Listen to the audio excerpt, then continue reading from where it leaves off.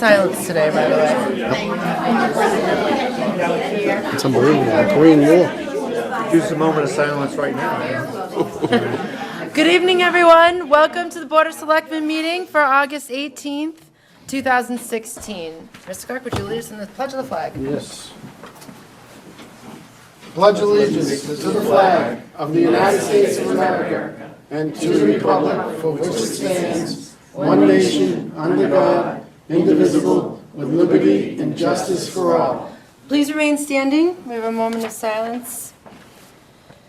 Please be advised that Massachusetts Governor Charlie Baker has ordered that the United States flag and the Commonwealth flag be lowered to half-staff at all state buildings effective Friday, August 19, 2016, from sunrise until sunset, in honor of Corporal Ronald Moore Sparks, an American prisoner of war, killed while in captivity at a POW Camp 1, Chansong, Democratic People's Republic of North Korea, on 26 May 1951. His remains have been identified and are returned to home to be laid to rest. Moment of silence, please.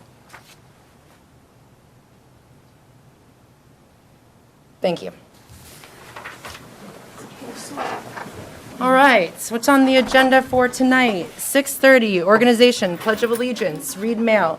6:35, two topics under town boards. First, scheduled joint meeting to fill vacancy on Board of Health. Second, joint meeting with Council on Aging and Friends of COA DEHS regarding space needs. 7 p.m., public hearing, adoption of goals for fiscal year 2017, action plan assignments for the Selectmen goals. 7:25, public input, members' updates. 7:30, updates, including complete streets prioritization plan and the Littleton 300th legacy projects. 8 o'clock, public hearing, transfer station fees and regulations. 8:15, another public hearing for the transfer of retail alcoholic beverages package store license. 8:30, 4 topics under town administrator, assistant town administrator for finance and budget. The first being executive assistant to the town administrator and the appointing authority. The second, calling special town meeting. Third, bond anticipation notes for road improvements and water betterment. And fourth, tax title, vacate foreclosure judgment, and we'll close with minutes approval at 9 p.m. All right, so that being said, let's get started with mail, please, Mr. Bergman.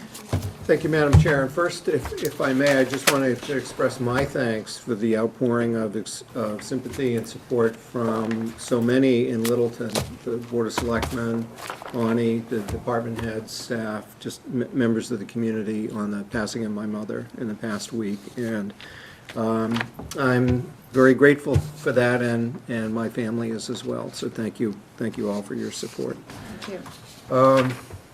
Back to business. We have a notice from the Council on Aging of a $1,000 grant from the Massachusetts Councils on Aging to fund a falls prevention program. I had to read that. It's not that it's for the season of fall, it's for falls prevention. We're not trying to prevent autumn, but and so congratulations on that. We have a letter from the Park and Recreation Commission with, they wanted to have in front of you for your packet in anticipation of the joint meeting, which will be held on September 12th, to fill the vacancy on the Park and Rec Commission, and they do have their recommendation that you make an appointment of Gary Austin, who had served on that board until this past election when he chose not to run.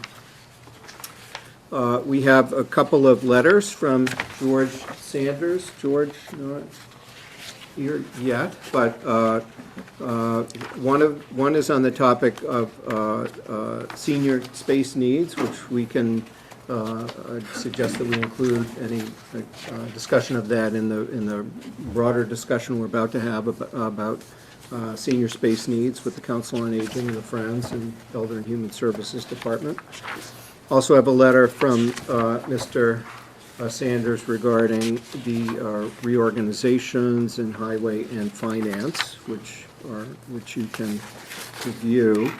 And then we have a petition that was submitted by George Ogilvy on behalf of residents of New State Road requesting that the houses on the road, as everyone knows, that road's been under construction for, are we in the second year now? Just 1 year? It's just second calendar year, how about that? It's been a long haul, and they're asking that the houses be power wash after completion of construction because of all the roadway construction that's been going on. We can review that. It's not unheard of to have contractors' insurance cover it. If you don't ask, you don't get a determination, so we will ask that, and if we can't do that, we'll see if our insurance covers it or something, but that's been an awful long construction season and others, so, and not enough rain. That's the problem. And that was, that's what I had. So if I may, Madam Chair. Absolutely.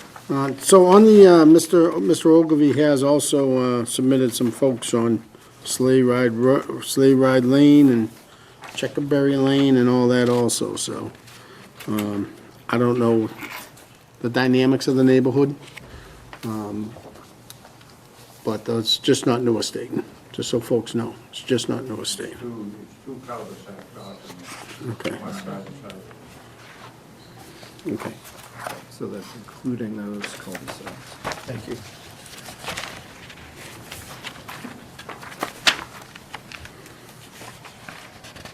And I noticed that Mr. Sanders did join us. We will talk about your letters in line with the agenda items. Thank you. That's it. Okay, very good. So 2A, schedule joint meeting to fill vacancy on Board of Health. This is a procedural vote. We did have a resignation submitted by Board of Health member Jennifer Rada, and it has been, we have received the required notice under Chapter 41, Section 11, from the remaining members of the Board of Health who, by virtue of giving you notice of the vacancy, would be entitled to participate jointly in filling the vacancy. And under the Selectmen's procedures, we establish a 1-month period during which people can apply, registered voters can apply, and then you would jointly conduct the interviews and fill the vacancy together. Okay. So if we went forward and made this motion now, and then it was posted tomorrow, we have over a month even for application, just a little Yes. shy over a month. Okay. Any questions on that, board? Straightforward. Move that the Board of Selectmen vote pursuant to Mass General Law, Chapter 41, subsection 11, to receive the notice thereunder given by the remaining members of the Board of Health of a vacancy on said board created by the resignation of member Jennifer Rada, effective August 8th, 2016. And further, to give notice to said remaining members that the Board of Selectmen shall convene a joint meeting with the intent to fill said vacancy through the May 7, 2017 annual town election by joint appointment to be made on Monday, September 26, 2016 at 7:15 PM. And further, to invite qualified registered voters of the town of Littleton to apply for said appointment and to be interviewed at said joint meeting. It's been moved and seconded. All those in favor say aye. Aye. Okay, Excuse me. very good. So Board of Health, if you are interested in serving on the Board of Health, now is your chance to apply. Can I just add to that, if I may, Madam Chair? That in the posting, we say with the intention of running for re-election Yes, in May. in the May election. Right. Yes. Thank you. All right. Joint meeting with Council on Aging, Friends of COA, regarding senior space needs. Certainly a hot topic. All right, so if you all want to come forward and maybe come down a little bit so we can hear you. Marjorie, Mary, Pamela. Being moved, Marge just had her knee replaced. Ah, okay, She might want to. that's totally fine. All right, I'll represent the Friends. so Pam, will you be giving us an update? Yes. That'd be wonderful. Go ahead and take it away. So you all received this one pager in your packet. We have a database called My Senior Center, and when we run events at the COA, we either collect the names of people and enter them directly into the database, or we collect numbers and can enter them as guests. This database is very helpful to us in keeping track of how many events we have, how many people attend. We've used it in the past some people can go to their insurance companies and get reimbursement for participating in exercise events, so we can print out a list. So I went back to that because certainly my impression has been that we have grown and that we're seeing a lot more people, and the numbers really back that up. If we compare from fiscal year 14 to fiscal year 16, which we just finished, just the raw numbers of the individuals who've come, up from 485 to 677. That's that 39% increase.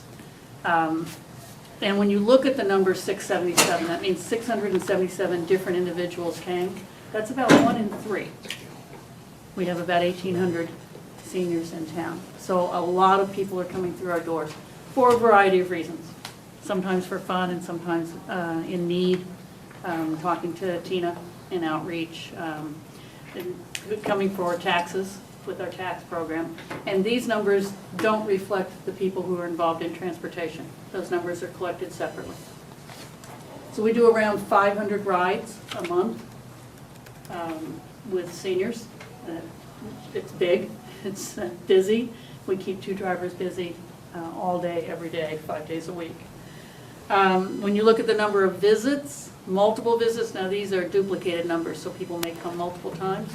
We had more than 14,000 visits in 2016. 14,000 people came through the door for a variety of reasons. We certainly feel that growth, the number of events is up. We're bursting at the seams, and because we're providing a service to people, it doesn't help that my rooms are empty from midnight to 6 a.m. You know, I need space when people are here. It's wonderful to have the kitchen back. Great to have the diner open again. We use that space. People are in there every day. We also do events in there. And of course, spill over into there when the multipurpose room is full. Those of you who are at the barbecue saw what it's like when it gets really busy. We definitely need space. There's just no question about it. We turn to you as the Board of Selectmen and your compatriots, the FinCom and PMBC and what have you, to come up with some ideas for us on how we can get additional space. You also pulled out something that we've discussed before, but worth mentioning, that, you know, we've done some statistics, right, and we see the increase, you know, we need to plan for substantial growth in the number of older residents in the coming years, so this trend will continue. That's right. The needs assessment, which you paid for last year, 2015, conducted by UMass with numbers from the Donahue Institute, well-founded numbers out of the census, shows that the trend will be for the number, the raw number, and the percentage of seniors in Littleton decline. And in that report, people said they want to stay here. They want to age in place. They want to stay in their homes. It brings up other issues, obviously, people wanting to downsize and have housing options and what have you. But for people to stay in their homes and to stay in town, they, again, need services from us. Putting together the people to come in, hooking people up with the agencies that they need to be hooked up with, resources, bringing all that to bear. And there's no way around that without coming to us. We are the public health arm and provide that service. And because I'm Elder and Human Services Director, not just COA, I'm really responsible for everyone in town, not just the elders. Yeah, very good. I'll give it a chance for the folks in the crowd to give any input. But Board, any questions on the update or comments that you want to just talk to Pam about? Yeah, sorry. I'm Nancy Levine with the Friends of the Council on Aging. Hi, Nancy. Have to thank Pam for all she does. I know she doesn't sleep at night, that's for sure. The Friends with the Council on Aging had a dual meeting with the Council on Aging on June 6th to discuss space. We unanimously, both boards said, we definitely need space, but if at all possible, we would like to stay here. Okay. We appreciate what was done for the kitchen, but the kitchen can't hold all these people that come. And we need space, we need it quickly. And quickly is probably not going to be for another 5 years. So what Pam gave you some numbers about the senior citizens that are currently in town. In just 10 years, that will double to about 4,000, or close to it. So please listen to us, please. Absolutely. We're very, very, very supportive. This is on our goals, for sure, and we have a lot of discussing to do about this. This is good information and good update from both sides of the house. Okay, board, any questions, comments?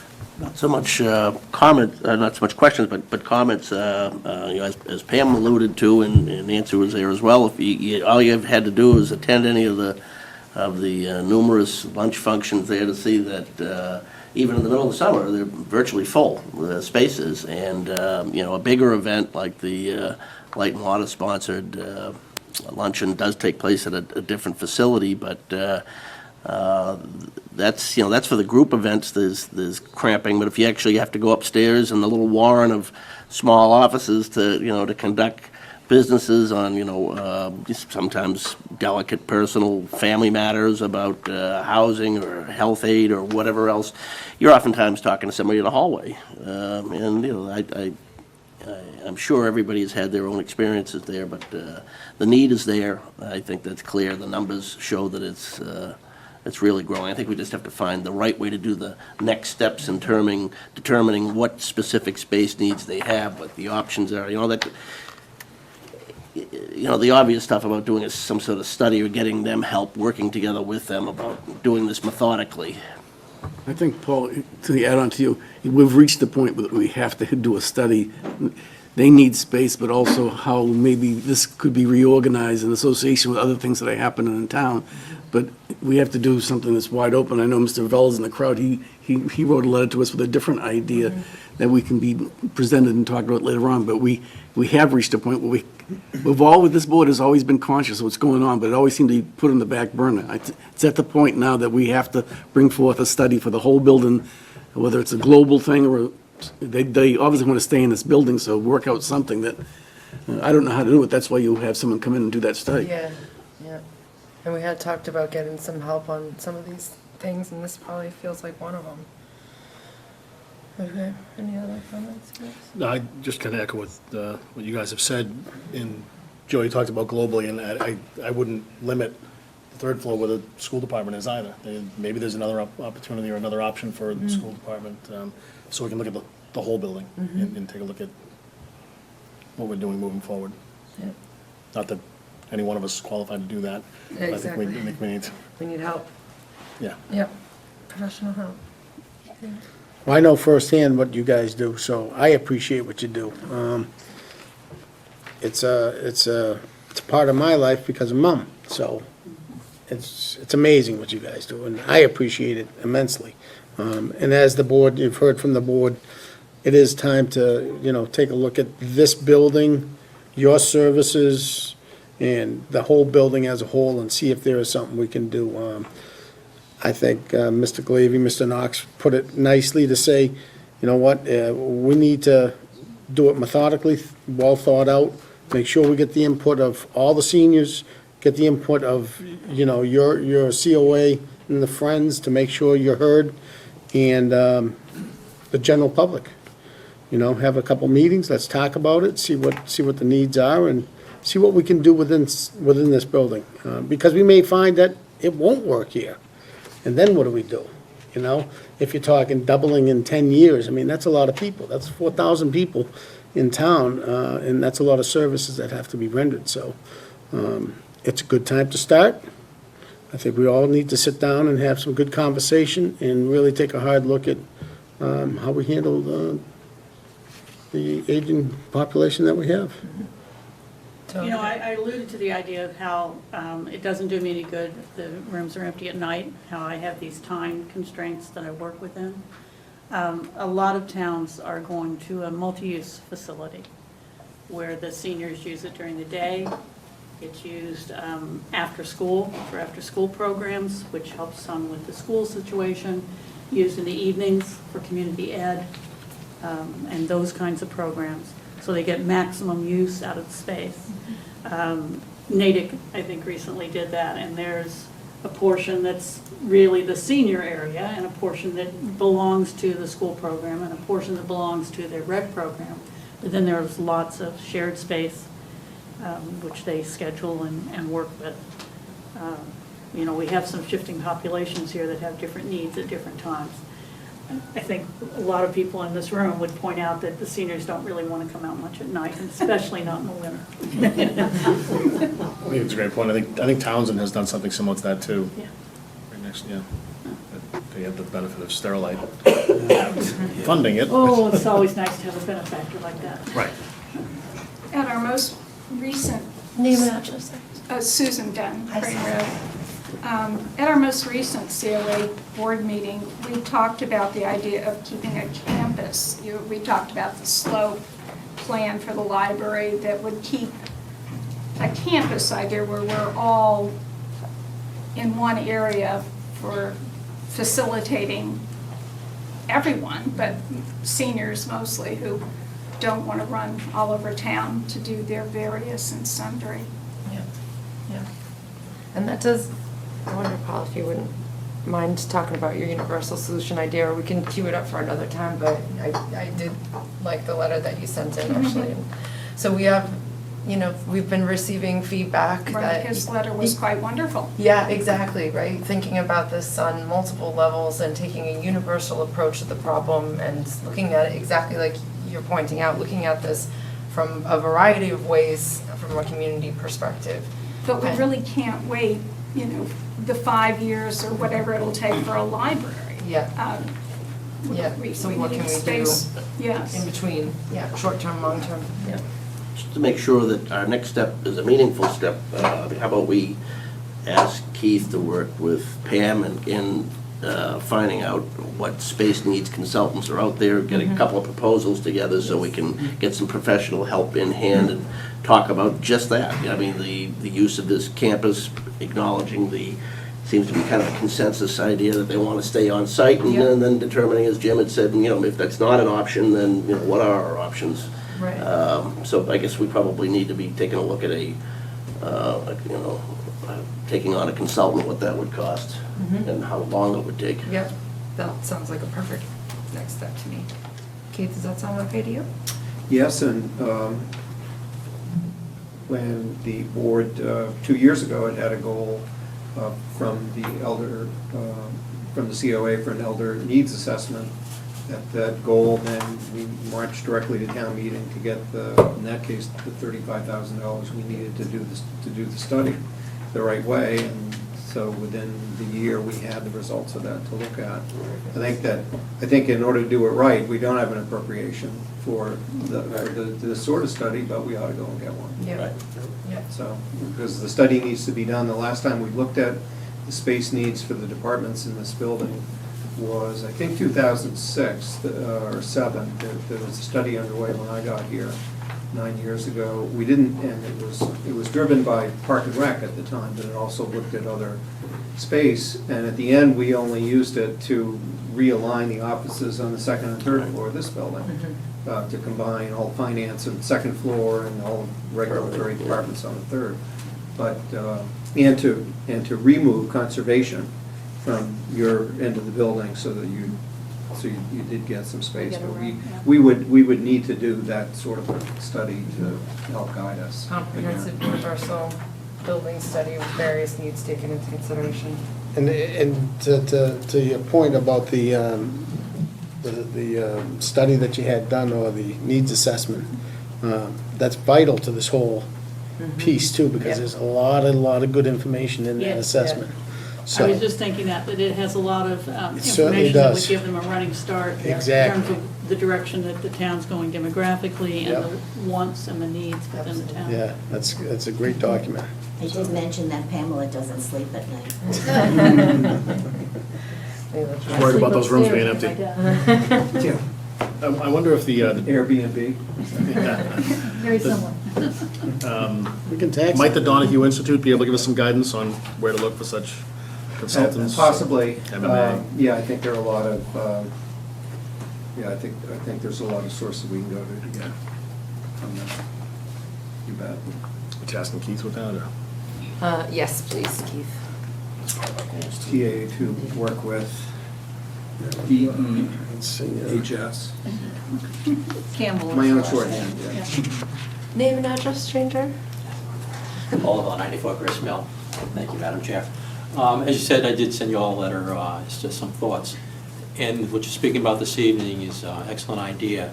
I would ask that you maybe not limit the scope, as perhaps I understood, and if I misunderstood, please correct me, as to pretty much Keith working with Pam and on elder issues or senior space, if you will.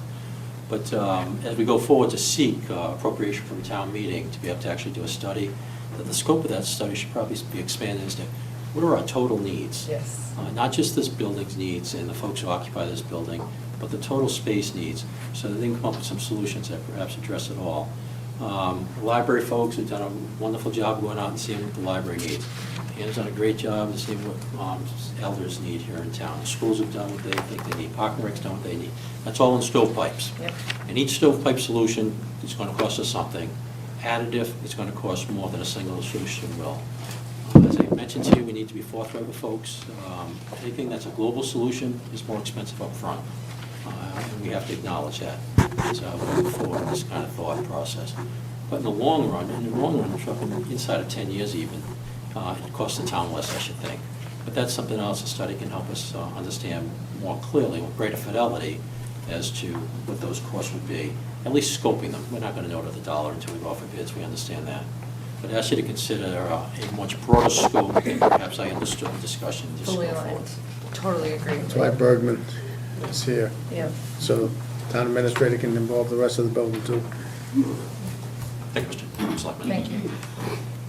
Now, Mr. Sanders, I want to give you an opportunity to speak if you'd like. I'd have to say just one thing, and that's thank you. You're a wonderful advocate for the seniors, and you've been very active, being a voice for them, so thank you for that. So we did receive your letter, both in the mail as well as in our packets twice, maybe 3 times actually in the email as well. So we definitely got the message, and I just wanted to see if you wanted to speak to it at all. If not, no worries. George Sanders, 672 Great Road. I just think sometimes you need to take the time and sit down and think about, things that are important to you in the town. And I think you need to, instead of verbalizing, I think you need to put it in writing sometime and send it to the key people that's involved and let them know what your faults are and how we can handle things. I guess one of the biggest things that I'm really concerned about here is that is with the library, and that is that if they're going to go forward to the state, which I come to find out in January, they do not need to come before this board or before the town meeting before they submit a request for the grant there. And the concern I have is that what can the town afford for a new facility? I think that is the key. What can they afford to spend? So if this presenting of the facility is out of whack, meaning money-wise, then I think it needs to be trimmed down, that they need to work with the town administrator, with this board, with FinCom, the library, all the key people that are involved in come to a solution that when they go forward, the state knows how much they're talking about, state going to tell them how much they're going to give them, then they're going to come back to us and ask the people to budget the rest of the money. And I think that the way that's done with the state is done a little backwards there. I think that the people needs to say what we can afford. I think town officials can tell us, based on everything that's coming off, the new fire station, the money that's gonna be available to help fund that, the new growth, everything that's going on. We need to know what amount of money this town can afford to build a new facility. And I think that is a very key factor. And I think that the library needs to be accommodating in there. Usually projects, sometimes they get a little large and they like a lot of things in there, but I think they may, I've heard numbers kicked around like 9 million total for a building. I don't know if that's true, if it's 8.5 or whatever the case is, but I think that the library wants to get a new building. I think they need to work with the town as to what the town will tell the people what the town can afford without jacking up the taxes. Thank you, Thank you. Thank you, Mr. Sanders. And I just want to open the public hearing very quickly at 7 o'clock, and then I just want to close off on this subject. Let's just open the hearing. Sure thing. Thank you.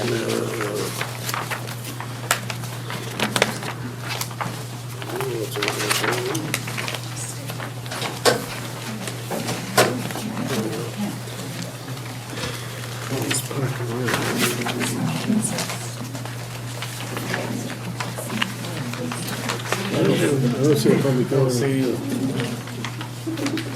It's a long notice, but you don't have to. Oh, that's That's it. the whole notice, huh? All right, so the Littleton Board of Selectmen will hold a public hearing on Monday, August 22nd, 2016, at 7 PM in room 103, Littleton Town Offices, 37 Shag Street, Littleton, Mass. 01460, on the adoption of the following proposal goals for fiscal year, Here's the short version up on the screen.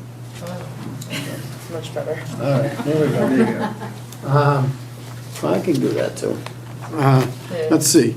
For the fiscal year 2017, identified in preliminary goal-setting exercise. 1, master plan update, housing, open space, green communities implementation. 2, economic development. 3, Littleton Common Sewer strategic plan. 4, transportation, commuter rail, crosstown connect. 5, roadway improvement plan, complete streets. 6, elder and human services needs. 7, public safety strategic plans. 8, organizational review. 9, review bylaws and regulations. 10, long-range fiscal plan. And 11, town facilities. Comments thereon may be submitted in writing to the Office of the Board of Selectmen, Town Administrator, Town of Littleton, 37 Shag Street, Littleton, Mass. 01460, by noon Friday, August 19th, 2016, or in person at the hearing. Board of Selectmen, Melissa Hebert, Chairwoman. Thank you. Okay, public hearing's open. Now let's just finish off our topic. So, I don't need to put that on hold or anything, right?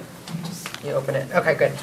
Okay, so absolutely valid point. Financing is the other half of this. So what do we need? What's the best way to solve the problem in a holistic manner? And then how are we going to pay for it is the next question. So you're absolutely right. So Bonnie, I know I want to get with you. We have that bar chart that shows our debt, and we probably should make a few different models of what that might look like with different options, and we can get with FinCom to see their, and I see another, but get with FinCom to see what they think about that, maybe do a quick little prep meeting before we get into a wider discussion, maybe on the 12th even, to bring the financing piece back into it. We have it ready.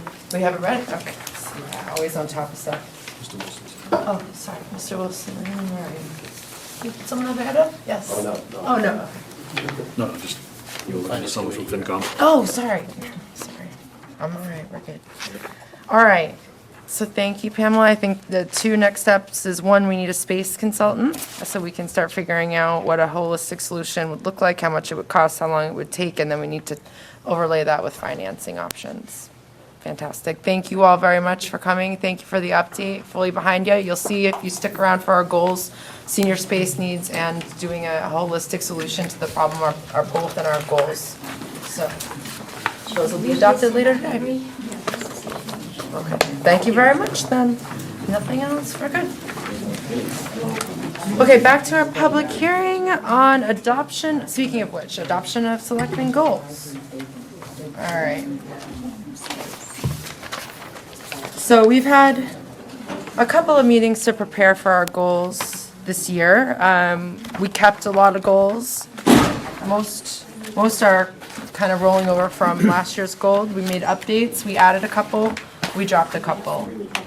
But as Jim mentioned in the opening of the public hearing, the short list is there, 1 through 11. Master plan update, economic development, Littleton Common Sewer, transportation, roadway improvements, elder human service needs, public safety strategic plans, organizational review, reviewing bylaws and regulations, long-range fiscal plan, and town facilities.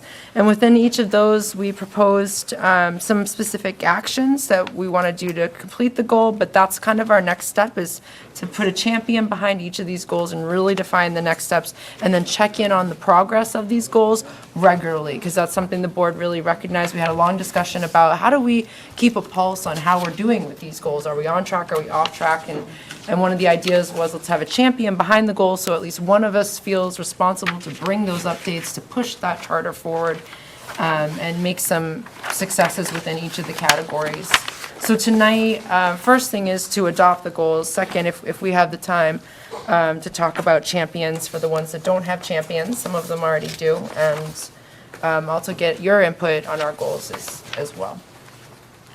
Did that sum it up? Sums it up well. All right. If I may, Madam Chair, Please. in the package, we have from the Park and Rec, asking us to make alumni field renovations a priority project for 2017. And I see Ivan back there along with Alicia. Would you guys like to come up and comment on that? Just something new? No, maybe it's the 17th. You want to see what you sent us? Yeah, I know what I sent. Oh, comprehensive study. So, going along with your goals, and there's been a lot of issues with fields. The town is growing. What we would like to do is do a comprehensive needs assessment that looks at, our growth, our usage, maintenance of all our existing facilities today. Recently, town of Stowe utilized Gale Associates. They did a 120-page study, very comprehensive study, with recommendations and plans for moving forward. We would like to follow that plan, if you will, so that we have an idea going forward. We've been doing Band-Aid approaches, as we all know. Let's put together a 5-10-year plan. It's a lot like that last conversation on needs assessment. It's a similar conversation. We have a universal problem with fields. We need help. We need someone that has experience to come in, look at the situation, give us recommendations. Fantastic that you found another town that had a consultant. I know that was a rare skill that's out there. So we have a recommendation, and that's something that's being put on our plate. Yeah, in fact, that was at our last discussion here, one of the topics where we did actually get to the point of making assignments. I think everyone knows that Chuck has been leading on the specific issue of the alumni field renovation, but we, recognizing the need for the more global picture, the board appointed Chuck and myself to work on coming up with some initial work toward doing a global needs incorporative, I think, of 4 points, which is maintenance plan, overall needs for Park and Rec and schools. 3, some addressing of it in the budget process, so it's clear that fields are on their own, and then 4, kind of who owns the topic, so that annually we don't have to go through this issue of pulling everyone together. So we were charged with getting together with you folks, the schools, finance committee, and putting together at least the initial bones of a plan, so that when the alumni field project is up for a vote, we've made good on our promise to have another bigger plan in the works. Now, obviously, what you're talking about in terms of studies, as with Gail or whoever, I agree, that's what we should be doing. That's not gonna be ready by November, but we can have that process underway, hopefully by then. Right, exactly. Yeah, and basically, we're looking your board to help come up with the way to fund it. Can we go out? I don't know if Gale Associates is on the state contract list or whatnot, but we've got to get moving with, if they're not, we've got to put an RFP out, get companies in, select, but we have to secure some funding somehow to pay for it. So Gale Associates is someone that the town's very familiar with. They've done a lot of work for the town. They've done some conceptual designs. They did the track for us. They're one of the finalists for designers for the renovation. We've had pretty good luck with them with the track. There were some issues with the materials that we used when Cape and Islands initially put down the track. Gale has been a great advocate for the town in getting the manufacturer to replace the track. So they've gone to bat for us, and they've fought that fight for us. So I don't know whether or not that tells you if they're on the state bid list or No, not, the state list or yeah, not, yeah. but they do a lot of municipal They do. work. They do. As far as the consultative stuff, I'm not really sure, because I've only been involved with them with the track and with the feasibility for, prior to the track being done with Alumni Stadium and now the renovation of Alumni. But they're a reputable organization. I'm sure there's others out there. If we do have to go to bid, obviously, we have to follow the state bid contract, the state bid laws, but The law's about to change once well, not till November, but Yeah. with the Municipal Modernization Act, the threshold goes from 50 20,000 up to, is it 35? 50. Oh, 50, no, 50. Yeah, 50. yeah, okay, yeah. So we've just established the upper limit for, exactly. Yeah. at least for starters. So, and just, But it would need a town, it would also need a Town town. vote, yeah, absolutely. Right, and I was hoping maybe. November 16th. November, yeah, if we could have that on the warrant, I think that would be great. I think it makes Go sense. before or after I the- think prior to that, though, don't you need to, develop some type of, Well, we have, at least meet? yeah, oh, So you yeah. can- Yeah, Oh, yeah, right. We So have, you gotta that do process all has that started. I mean, that legwork's gotta be done before we sit down and. it's- Absolutely, but if you we know we guys- need to Right. be ready to present something Get at it- town meeting. Right. There you go. There's, we need to develop that scope of services, Yeah. so we know what we're asking town meeting voters. to Exactly, accomplish. So- exactly. And Chuck, wasn't there some emails and stuff going around about the same subject type? There were some emails going around. They're not in the packet, however, but, well, there's one. So some folks have asked about another consultant to do a comprehensive study of all fields. Ian Lacy from Tom Irwin Incorporated was one of the consultants that came in and spoke to AFRAC and did a presentation primarily based around natural turf, which is what we were charged with. We were charged with looking at synthetic and natural and what would be the best option. When asked point blank whether or not Alumni could accommodate what we are looking to accommodate at Alumni, he told me that we couldn't do it. We'd have to take some of the use off of that field. There would be, the maintenance plan would be much more than what we have done in the past and what we'd have to do with synthetic. So there's been a couple of folks who have said that we should engage Tom Irwin and Associates or another consultant to do this comprehensive study. So this kind of folds right into exactly where we are. Thanks for bringing it up, Jim.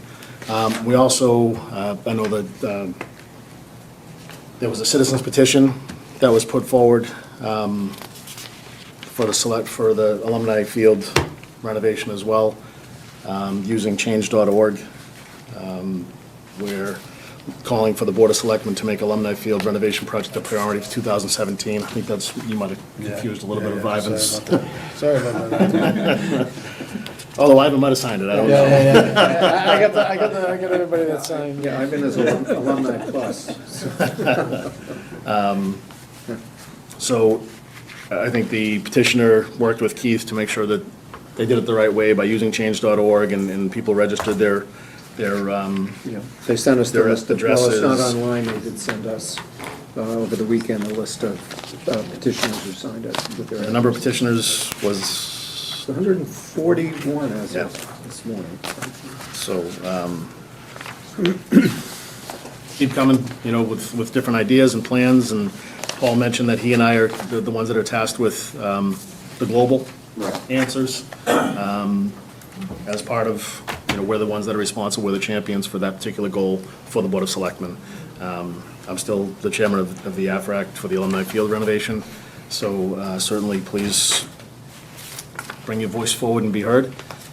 And Chairman Fontanella Mike Fontenot. Chairman Mike Fontanella from the school committee Send an email. sent an email Yeah. in response to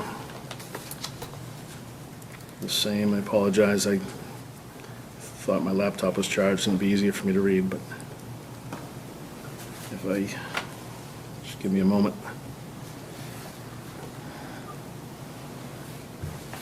While you pulled that up very Yeah. quickly, Go ahead. just so folks know, on that bullet 11, town facilities, the two bullets underneath that are, first, alumni field renovations, athletic field needs, review third-party agreement for fields maintenance with Park and Rec and schools. And then the second one is the topic we were just talking about, which I may ask, maybe we add a little thing to that bullet, which is, universal community space needs or something like that. Library location needs, fire station expansion, senior space needs. So that's underneath town facility goal. If I might, Madam Chair, that's probably a good time to add that. I noticed after we had circulated this list of the 11 topics and the bulleted items on there, not everything in the matrix is captured there. So there are a number of specific items that we agreed in concept to the overall list of the different members' suggestions, some of which we really didn't describe at length. But I assume that the descriptions under these 11 points are just that, descriptions, and not, they're not to be interpreted as complete, because there are a lot of things didn't make it from the Netflix of this list. So I assume that was just a summary, Keith? If we can certainly clarify. Yeah. If you'd like the summary clarified, to have language in there, we can make sure, but it's meant to be illustrative and not, and certainly not limited. Complete. Fine, good. And then the champions can propose maybe the more detailed. So, if I may, Mr. Fontanella responded to, some folks are saying that we should,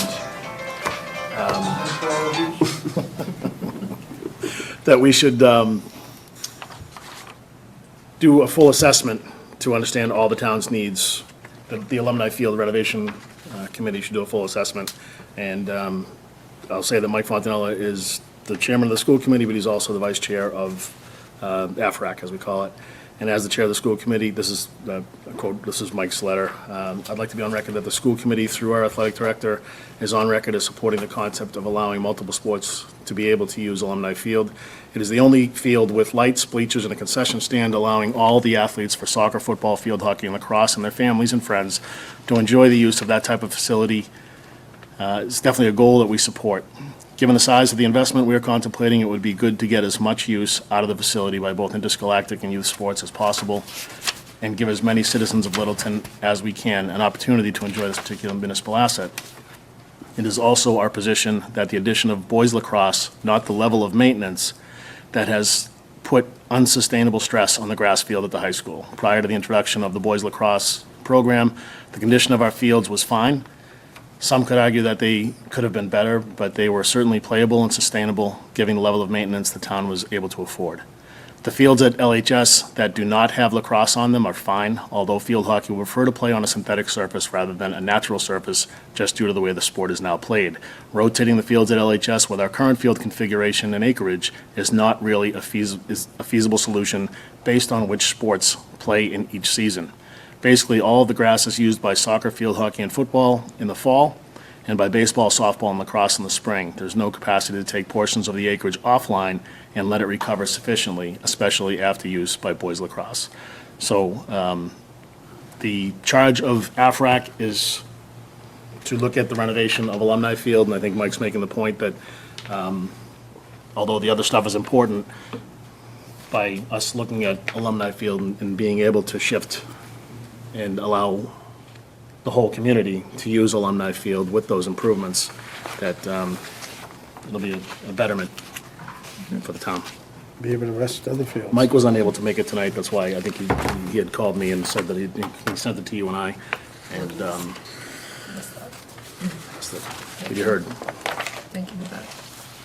So it sounds like we have it on our goals. We have champions for it that have some good ideas of what some next steps are, and maybe this is one of the ones that we have an update on sooner rather than later to see if we can get it going for special town meeting as well.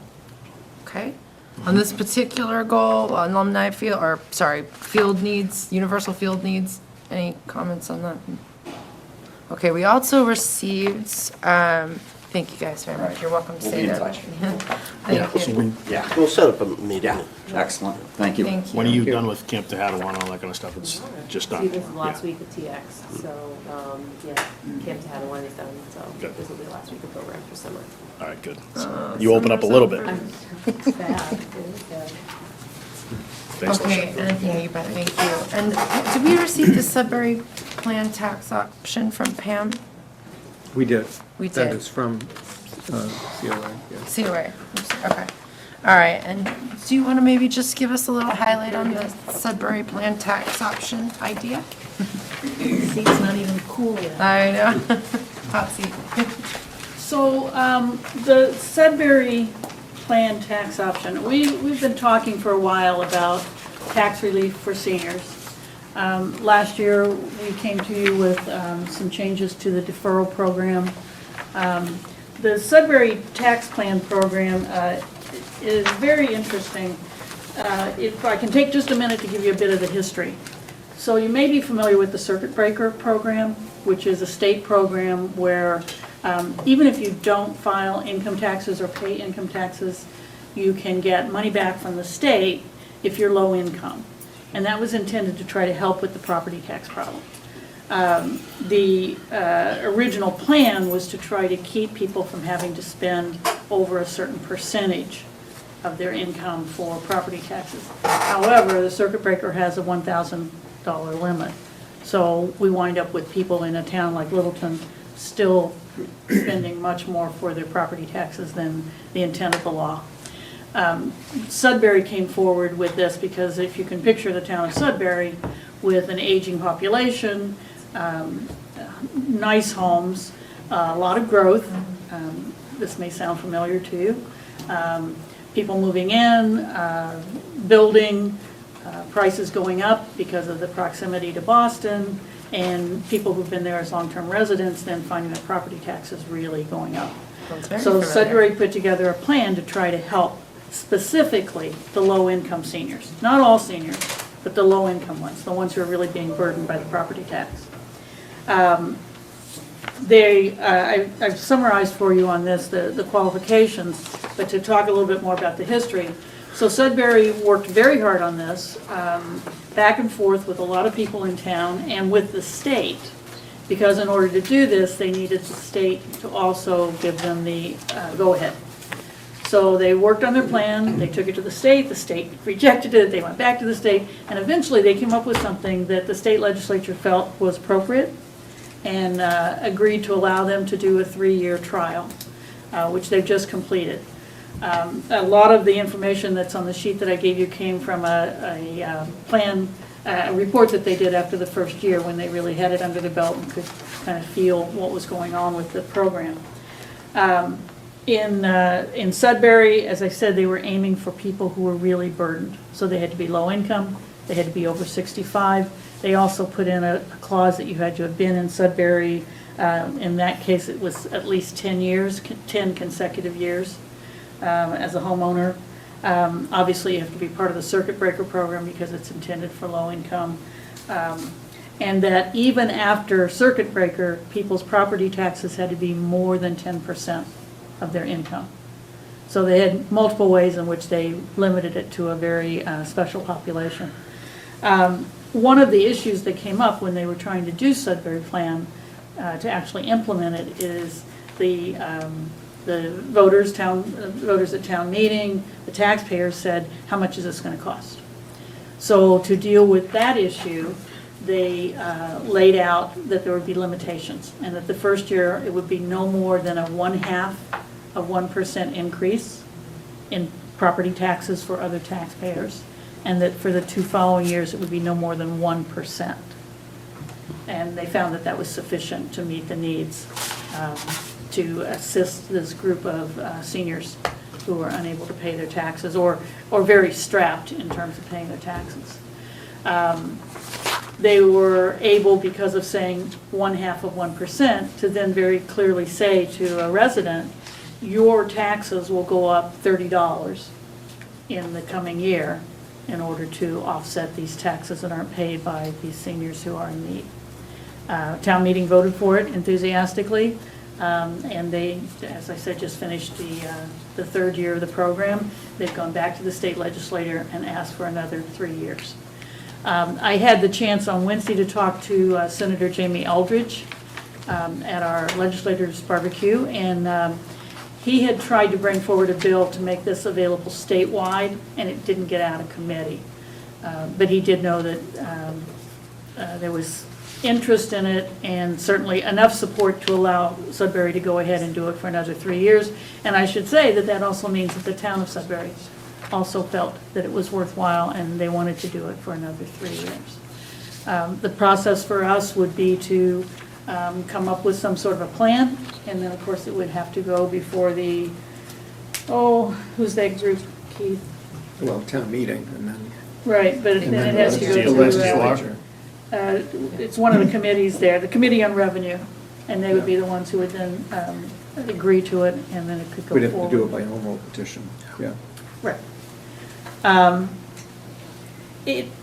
It is a burden shift plan, I will admit that.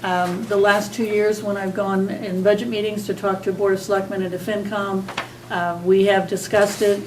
There has been some concern because it is a burden shift. This would mean that other taxpayers would be picking up what these taxpayers were unable to pay.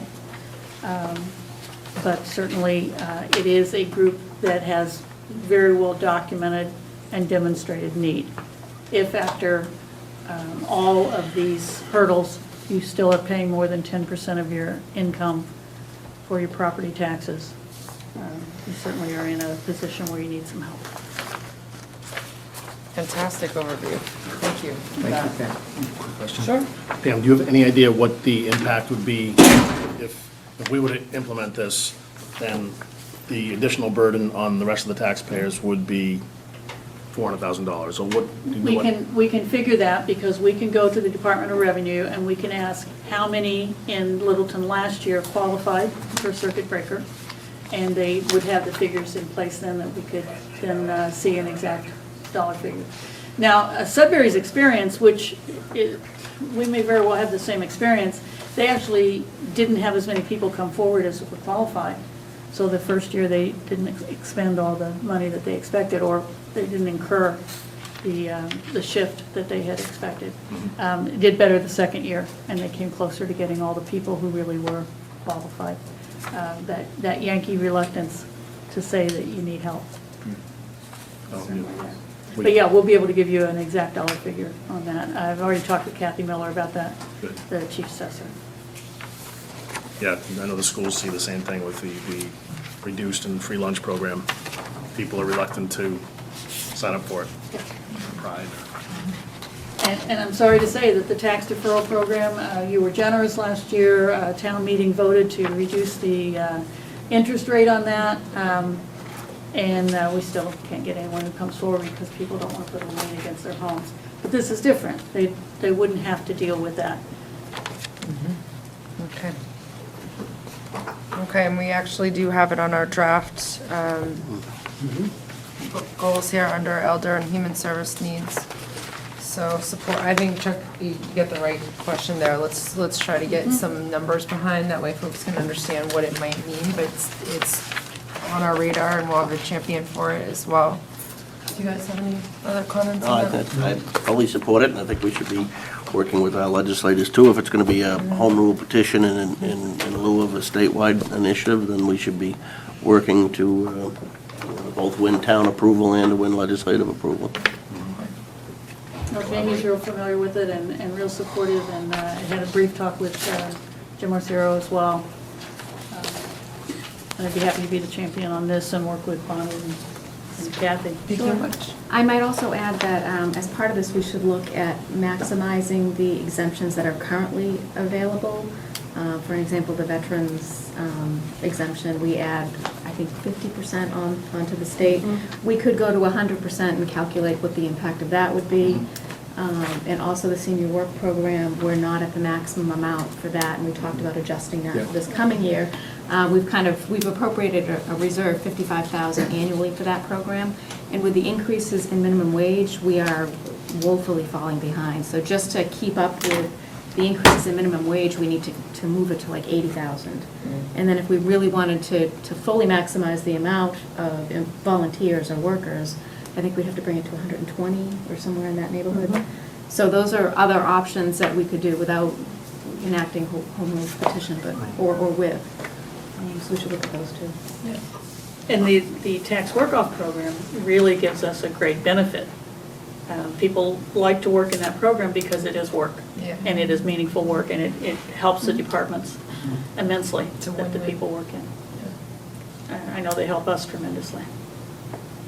I think, if I may, Madam Chair, it's, again, it'll be a great program for the seniors, but I think to add on to that is to look at these other programs and in totality to see what are we offering, what's working in town right now, and either subsidize that or have a shift, but, look at the entire programs that you have would be a good thing.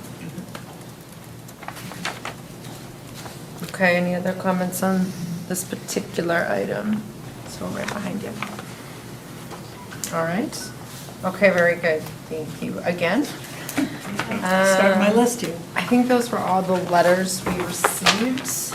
And we are running a little behind, but I still want to see if anybody in the audience wants to provide any input into our goals or ask a question. Yes, name and address. Jared Opioid, New Estate Road. A couple of comments. I noticed one of your goals was addressing high rents. I think that was under 2.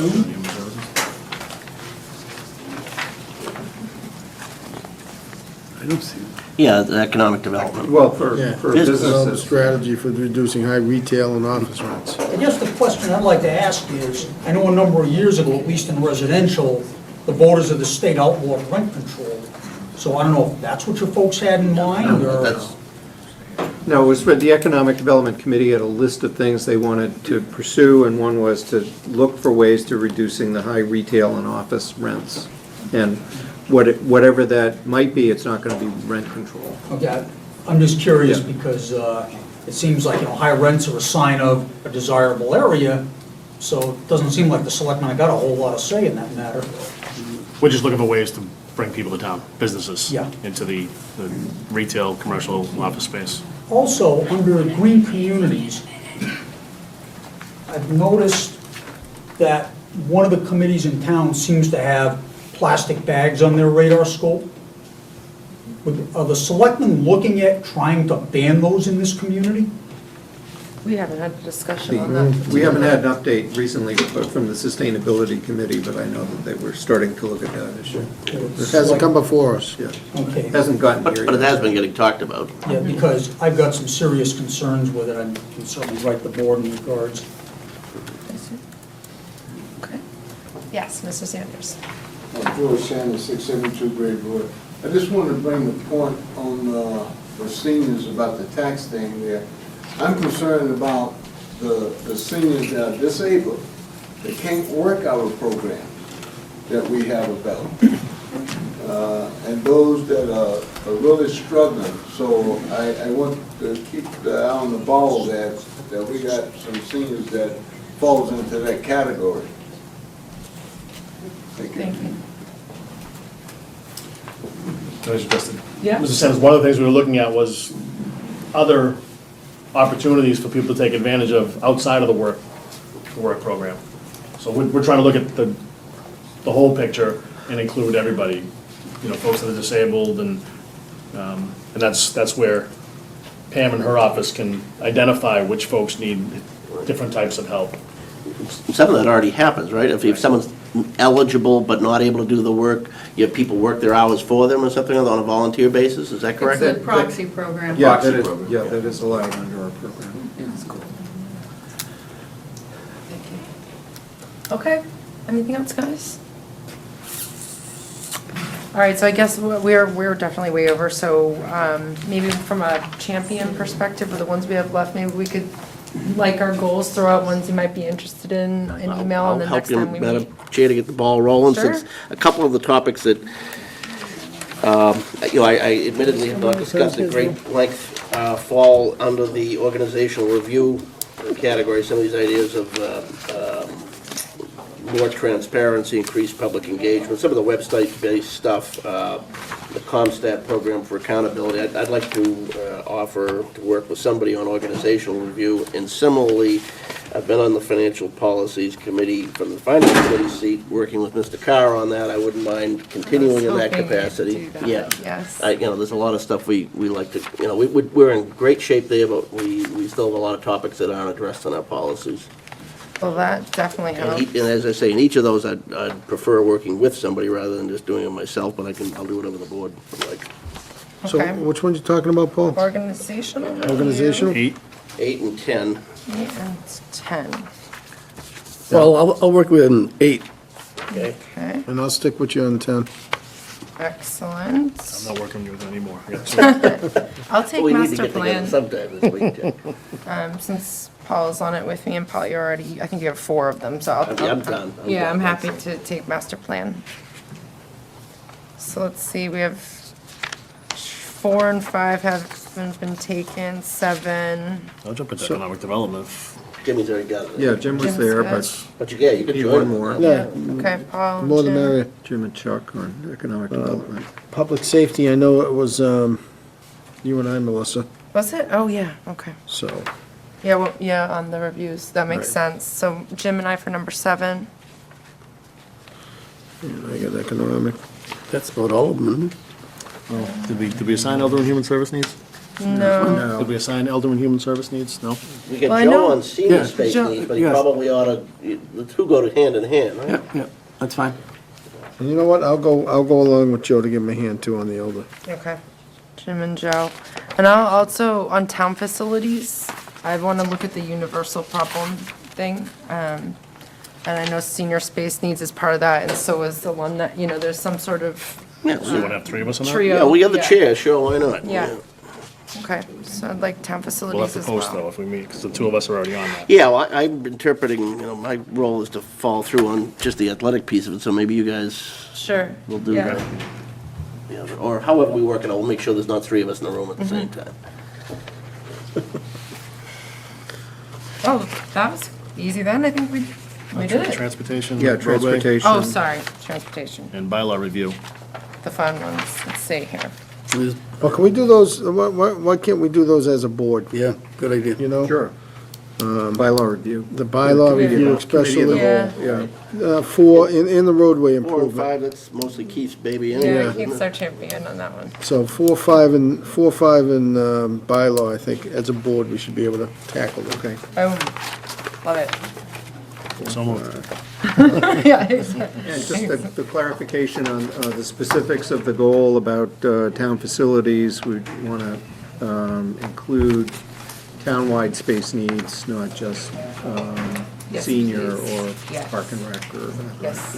And on a similar Do you note, wanna call it town any hall? details that got left out on from the matrix to the other, those are still assumed to be part of our, Go forward. yeah. Yeah. Right, okay. Set forth in the matrix. Right. With starring Keanu Reeves.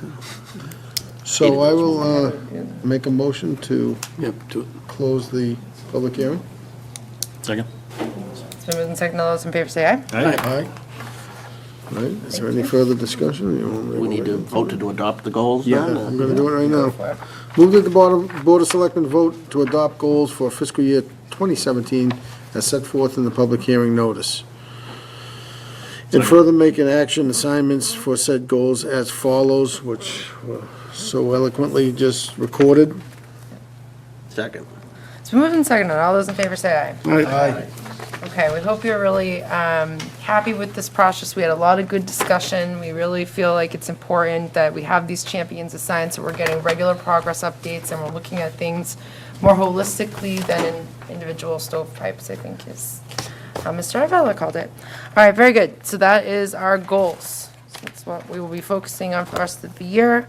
We are a little bit behind schedule. If I may, which I think I may, I'd like to shuffle the agenda around just a little bit because I do see Mr. Holmer has joined us and we're 10 minutes late for his agenda item. So if we could just knock off 7B, 5B, sorry, very quickly, and then come back to public input and members updates. That way we can get you guys out of here if you like, or you can stay. That's up to you. Very good. Appreciate it. Thank you.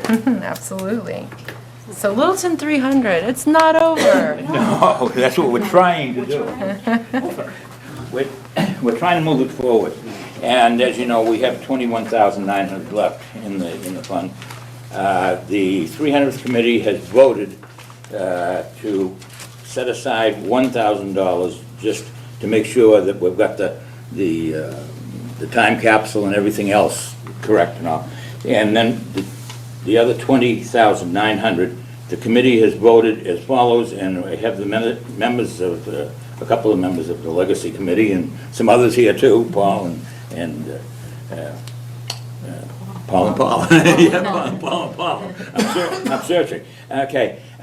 Basically, $1,200 to go to the depot to clean up and beautify it, and they will explain that if you need it. $3,000 for 300 King Street, very significant number, to beautify the front area, the flagpole, and the various things that go with that. $2,000 to clean up, make Mannion Place, where our boulder is now, really looking good. We would like to sort of start the thought with a donation to the Veterans Memorial. John Borowski needs a lot more than $3,500. That's probably not even 10% of what he needs. But we just thought this was a good thing to do, to give $3,500 to the Veterans Memorial. And then $11,200 to various projects to improve the common. At Boulder with Littleton Common Art, work on the Hager Trough with cobblestones, Littleton banners. The banner program was great. And the Legacy Committee is working on coming up with, not with offering them to business at all. This is just for the town of Littleton. Welcome to Littleton, established 1714, with an apple type logo in that's the Hudson ones. An example of another type of thing you're talking about. That's right. Yeah, that's right. And we have enlisted Juris, I can't think of his name. Brian Juris, who did our Apple logo for the, you see there, to come up and help us with that. Then also a plan to hide the electrical panel on the commons. And then if, out of that $11,200, if there is anything left, well, there will be something left, but have trees planted on the smaller side of the common. That's basically on the east side.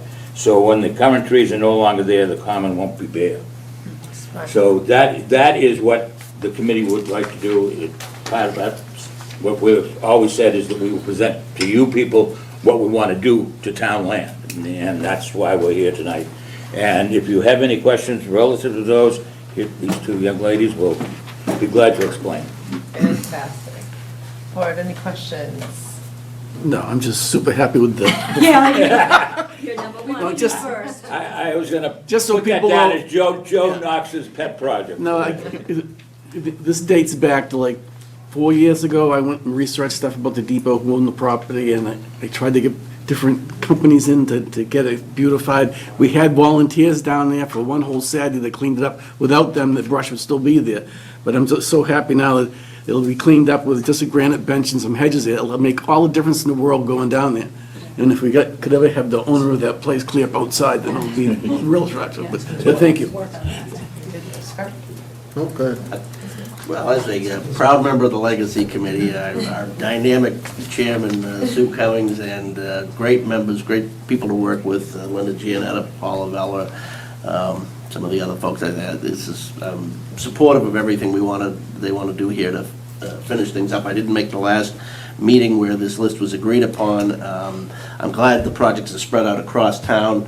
I would say on the common specific stuff, since that's so much a focal point of the master plan process and the charrettes that are happening this fall. And, and this committee has also appointed a common committee that we probably ought to make sure we don't act on the common specific stuff until we've had some of that other stuff flush out. So I don't have a specific disagreement with any of the points. I just don't want to leave somebody out of the process when we've already told them they have a voice in the process, so. So to add on to that too, Joe had texted me or sent me an email about improving the lighting down there, getting rid of the old aluminum ones and getting some nice, appropriate lighting. I brought that forward to the Light and Water Commissioners, and they'd agreed that would look into it, so to start to replace some of those. So, just like that. So as Paul mentioned, and the first comment out of Scott Edwards was, who's the chair of the common committee? Because he wants to get them involved also.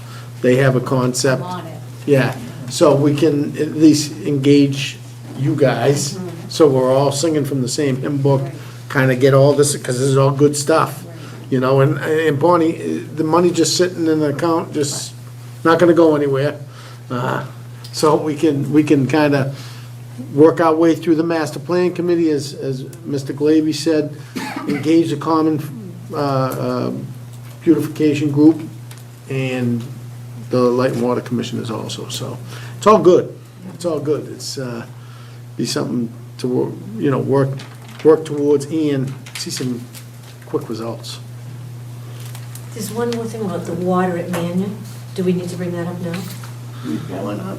Okay, so there's a water main that goes through there. Mannion Place is where the boulder says, Welcome to Littleton, yeah. and it's never been able to be as nice as it should be because there's no water there. So if you're bringing jugs of water in your car, that's a big area when you're standing in there. So there's a water main that goes through there, and Scott Edwards said it would be about $1,500 to tap into that, put a hydrant in, which, so that it's safely underground, it won't freeze in the winter, it comes up with a spigot. And who's gonna pay for that, is what his question was. So, I don't think we have it in the funds here necessarily. So the 2,000 for Mannion cleanup and beautification perennial is something totally different. That would be, we have to, if you've noticed the outside, okay, it's all weeds. Yep. We've tried mulching, we've tried everything, so we're talking about putting river rocks, we're working with a landscaper down there who has an interest because his business is right across the street. So he's talking about doing the fabric, getting the area cleaned up and dug up, and fabric down, river rocks, perennials and he's gonna maintain it for, from there on. It's just, Nice. we need to, we can't expect him to do this all on his own. If we can pitch him the $2,000, Gotcha. it's the first thing you see. I think that's the most traveled, other than getting off 495. That's the most traveled area, I think, of Littleton, the most visible place. And it would be so nice if it looked really presentable. And if you drive by there, you see all the weeds coming through the old mulch, and it just So needs, before we do that, we need to have the water. it would be nice to get the water. I can bring Yes. that to the commissioners too, to see what we can do with that. That'd be great. Yeah. That'd be good. 1,500 approximately. Okay. Just, okay. Very good. Any other comments? Excuse me. Yes. I am part of the committee too, subcommittee that is. Am I understanding we're not taking any action tonight on any of this? Just discussion. Just discussion. Okay. Okay, just to be clear, because I think we came to present a decision brief to you all, not a discussion brief. You have the Board of Selectmen, Joe Call, but we came this evening for a decision on this. I heard what you said, Jim, about the common. If you want to bifurcate the common from the rest of the projects, it's certainly worthy of further conversation. But to take no action tonight, I'd ask you to reconsider that, please. We were hoping, to move forward this fall and get things happening and planted and. All right, so if I may. Please. Just for the record, it was posted as a discussion item, but if we can go ahead and vote, we can Yeah, vote. you can take a vote. Yeah. Let's just go to the pedals. So basically just the Well, with the depot. depot, Mannion, 300. King Street area. 300 King, Um, donation to the the veterans, boulder, and 11,200 to various things at the common. So do you want to kind of put the common stuff in a, in a separate bucket.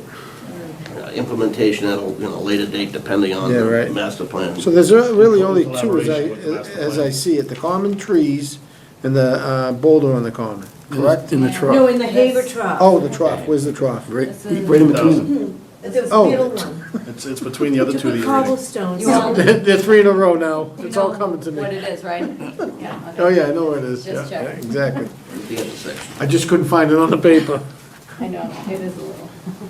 Madam Chair, so I'll make a motion Okay. to accept and approve the Legacy 2016 proposed areas for projects in priority.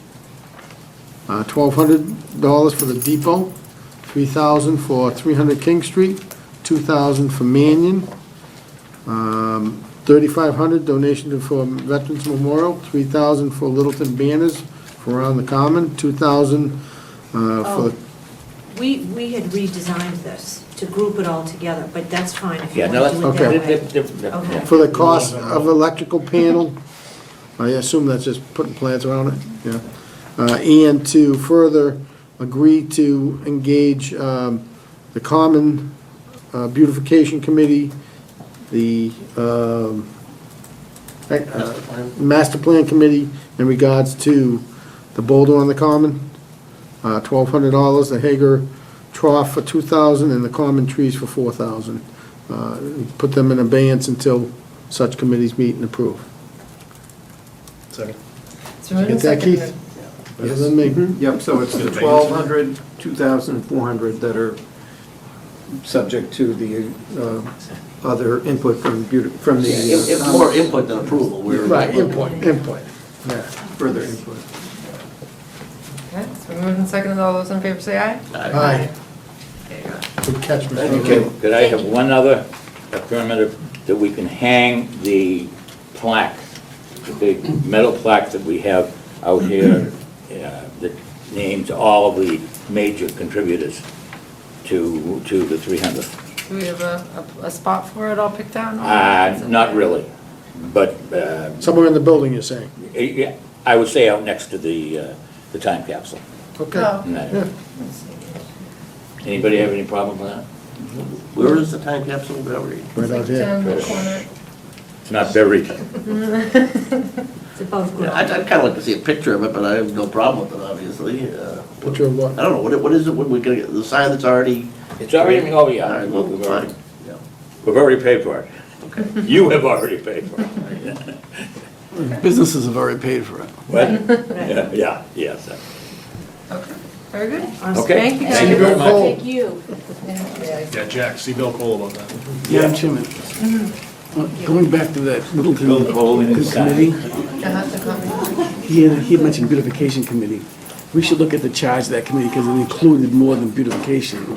That committee was supposed to be going out to every business and find out what the needs were for the commons. I hate to be doing too many things, you know, you appoint somebody to a committee and then they say, what the hell, you do stuff around us, you know? Yeah, I agree. collaboration. But holding off on the common ones, no, you know, that's fine, yeah. we, you know, get their input. So And if it goes back to the legacy committee to change it or say, hey, this is a better idea, or these were our I think that plans. they're looking to disengage all the subcommittees, right, Joe? That's pretty much the last one standing, right? Right. Yeah. the beautification one? I know I haven't The drawn a Littleton Common paycheck in quite a Committee. while from that committee. Yeah. Like never? Yeah. So we need to get them back in here and review their charge. Is that? It'd be a good idea to have them come in and find out what they've done for, what their thoughts are, what the charge actually was, and Kinda. Are they participating in the master plan too? I think individually, a lot of them are. Okay. You should be. Okay, we'll get that on our radar then, Keith, to reach out to Littleton. Yeah, I'm not aware that the committee's actually met though. All right, very good. We have a public hearing in 7 minutes or so. Let's try to get through public input and members update in that time, and then we'll have to round back to complete street. So public input. Anyone? Yes. Erica Penhorny, Fox Lane. I just wanted to say that I'm happy to hear the discussion about looking at things in a more global aspect and particularly with the fields and looking at that comprehensively. I'm glad to hear that that's something that's on the radar. I would just say that I personally think it's a concern to move ahead with plans for alumni before we have a needs assessment. If what we're looking at is getting an assessment of what our needs are for our sports facilities and what the best plan is to move ahead and spend millions of dollars on a field before we know what those needs are, doesn't seem logical to me. That, that would be like saying, oh yes, it's a great idea to have the Council on Aging and the library all together, but build the library and then we'll talk about it. It just doesn't seem to make sense. All right. Any other feedback? Oh, yes. Mark Rambacher, 205 Hartwell. Just giving a quick report, the libraries sent out their survey. We have almost 700 responses in place now. Over 40% favor building a new library, and another approximately 15% favor renovation. And the responses as they do nothing is about 10% range. We're having our informational session here on Thursday, I believe it's 7 o'clock, for anyone that can attend. Thank you for the proactive update, actually.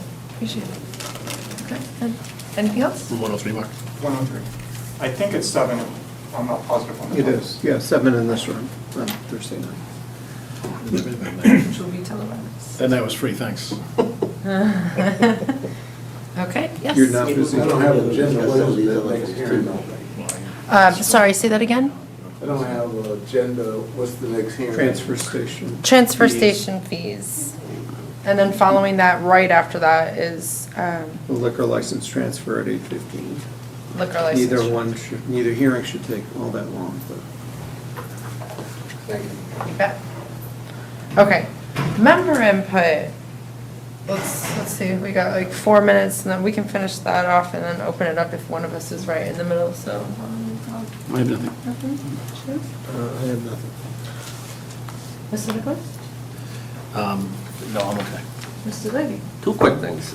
One, Pam Campbell mentioned it, but I wanted to thank Senator Eldridge and Representative Arcero, who hosted the senior luncheon, very well attended, and it gave not only an occasion for the seniors to get out and socialize, but also gave them a chance to interact with the legislators and their staff. And, Keith was there, and Chief King was there, and, they're just very responsive to the town. Second thing is, within the past week, we lost a great contributor to Littleton in Frank Matheson, a longtime member of the Conservation Commission and Animal Control Officer, and one of the leaders of the Farm Bureau statewide and nationally. I mean, he could go to Congress in Washington and the State House in Boston, and they knew who he was. And he served the town well for a long, long time, and he was a very good, accomplished man, a lot more wise than he might put on. Joe knew him pretty well too, but it sounded like he didn't. I didn't know he passed. I could, many stories you could exchange with Frank. Thank you. So, okay, just a couple of things from my side, and I've got like 2 minutes to do it, so perfect. Along those same lines, again, I know Keith started the meeting with that, but obviously we support our town administrator, and our thoughts and hearts are with him on the passing of his mother, so thank you. And, okay, a couple other things. Charrettes, it's not charades, but it is a community event that's coming up on September 9th and continues to Saturday, September 10th as part of the master planning process. It's about getting the folks out on the street and actually participating in kind of live interactive charrettes. So we'll be starting at the Common. There'll be a walking tour to get people's, eyes and minds really thinking visually about what we'd like to see in the Common, and then a couple of workshops, visioning and such, to see what we think about that priority. So mark that on your calendars, Friday, September 9th and September 10th as well. All the information's out there on the master plan website, the Facebook page, and the town's website. So that's happening. There's been a series of interesting public safety events, I'd say, some crashes of various vehicles. Planes, trains, and automobiles. Oh, yeah, planes, trains, and automobiles, exactly. Great job to our fire, safety, and highway coming to the rescue there as always. I don't know if you guys want to say, any updates from your side. It's been kind of a, No tornadoes, though. yeah, no tornadoes, I guess. Fortunately, we had another tragic accident today on 185 on a motorcycle. It's been a busy few months for all of us. Yeah. It's I would have to say that just between highway, fire, police, even our neighboring communities, working together as a team, we've been able to pull some of these a little bit more serious crashes off, without a hitch. It's definitely been a challenge. Yeah, excellent collaboration across our own departments as well as with other communities and even the state to make sure folks are safe. So great job, guys. Thank you. Okay, I believe that brings us, did I overstep my, 8:01 as I looked. All right, let's open the public hearing if you would, Mr. Yes, ma'am, sorry. Littleton Board of Selectmen will hold a public hearing on Monday, August 22nd, 2016, at 8 PM at Littleton Town Offices, Room 103, 33 Shattuck Street, Littleton, Mass. 01460, for proposed amendments to regulations and fees to the Littleton Transfer Station effective October 1, 2016, shown below. Comments may be submitted in writing by noon Friday, August 5th, to the Board of Selectmen's Office, 37 Shattuck Street, Littleton, Mass., or in person the day of the hearing. Melissa Hebert, Chairwoman. Thank you. Okay, before we go there, just very quickly, Keith, do we have anyone from Green Affiliates actually joining us, or are we free to kind of wait a little bit on that one? Okay, that was great. So we have to round back to that as well. We're running a little bit behind here. So, any ideas on how to best catch us up on this one? Should we knock out the transfer station fees very quickly? I'm confident you could vote Okay. to adopt the fees for another year. There's no proposed increase this year. Keep the rates the same. Okay. Questions, comments? That's for public input, that's all. Any public input on our transfers? Yes. Mark Rambach, 205 Hartwell. Has there been any studies done on how the new hours are being utilized? Do we know if it's worth being open on the Wednesdays, for example? Have we tracked how many people are at the transfer station at different times to know that it's worth the increase in fees that we experienced last year? Good question. Do we have any analysis on We don't Wednesday? track the amount of people that we use on any given day. It started off slow. We feel Wednesdays are as busy as the Tuesdays and Thursdays, and feel it's a viable option still. Okay. So we don't, even on the existing days, we don't track the count of, no, okay. So the team can, well, you heard Jim. Yeah, I mean, the goal for us was to try and, if we could lessen the crowd on Saturday. I mean, it still seems like Saturday's your busiest day, but Wednesdays have picked up. Okay, so we're seeing a ramp up. So as a follow-up, is there a way we can track these numbers to figure out when would be best to have the transfer station open? Maybe instead of being open 11 to 7 on days, it makes more sense to be open 8 to 4 or something. I mean, the library tracks patronage, Council on Aging tracks how many people use theirs. Is there a way we can do any counting to figure out when would make more sense?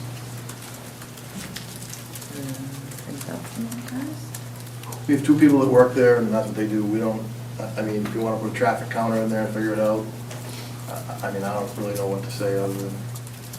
I guess I would Might be defer, enough, I would defer to the folks that work there also. I mean, if it's working, I haven't heard of any issues of the transfer station, so I don't think it's necessary. If somebody wants to volunteer and do it, I wouldn't say spend money overtime for a third person. It gets busy down there, and those 2 attendants get busy, so there's a volunteer out there to do it. Mr. Sanders? Yeah, through the chair to the gentleman. Have you received complaints? I'm just wondering, because our fees went up last year to pay for this, and I'd like to know that we're actually getting something out of paying for this. Well, I think you save them, you say it's not going to increase, so things do go up occasionally, you know, from time to time, so I think that's just part of everyday life and doing business. And it is good feedback to hear. It's picked up and seems comparable, I'd say. Yeah, I mean, you know, I guess I could counter and say, why do I have to be self-sufficient? Why doesn't it come out of the taxes then? You know, I mean, Okay. you're making me make the money to be open. If someone wants to direct them to count, we can count. If not, I don't think it's necessary, to be quite honest with you. I agree. Okay, thank you. It's not an easy thing to do. Okay, any other comments? Motion to close the hearing? Thank you. Second.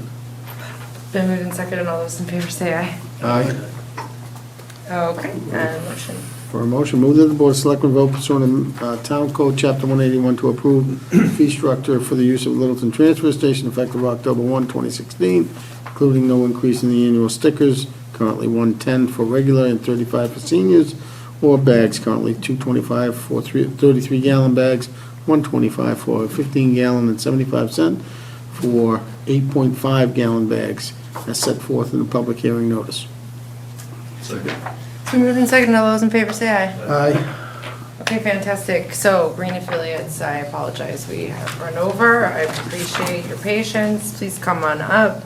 I'm just going to steal your thunder really quickly here because I like this part of the report. So we're here to get an update on complete streets, which involves prioritization and things we can do to provide complete streets. And I just want to read this part.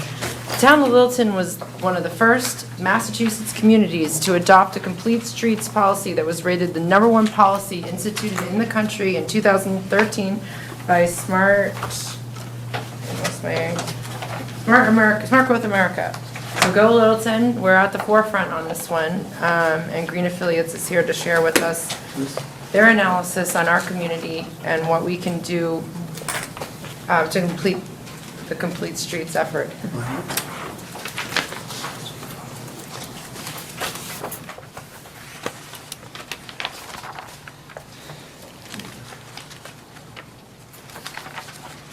Here it is.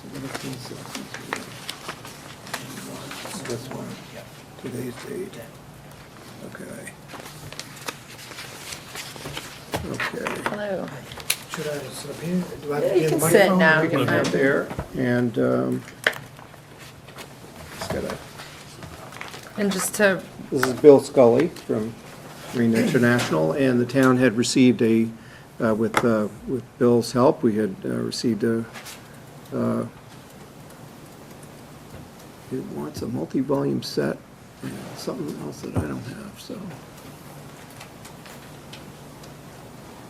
Is there a multi-volume set of encyclopedias? I'm not gonna be able to use yours. So, I'll go to the PDF file, yeah, I got the PDF. Oh, you want some more? Sure. I'm fine, thank you. Did you want them?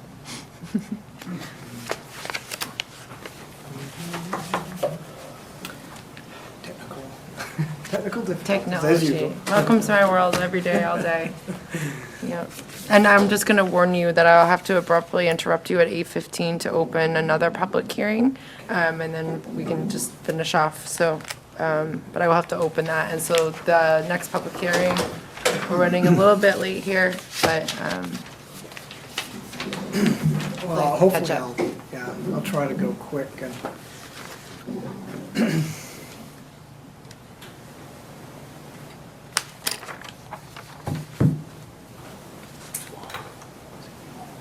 See if this works.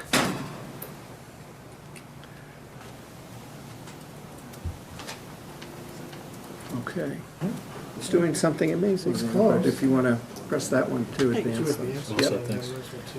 There you go. Thank you. Seems to be going on its own power, though. So the only one that would be on yours, I Yeah. mean, this one.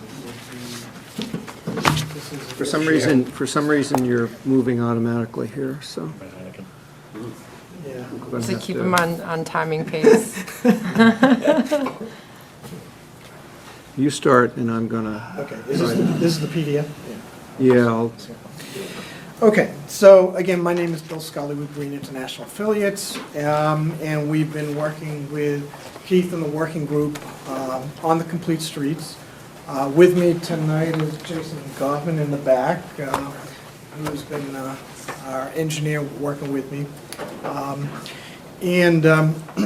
What I was going to do is to just go through a little bit. You may know something of the MassDOT program, or at least, I can refresh your memory maybe, and then go through the Tier 2 plan and where we are.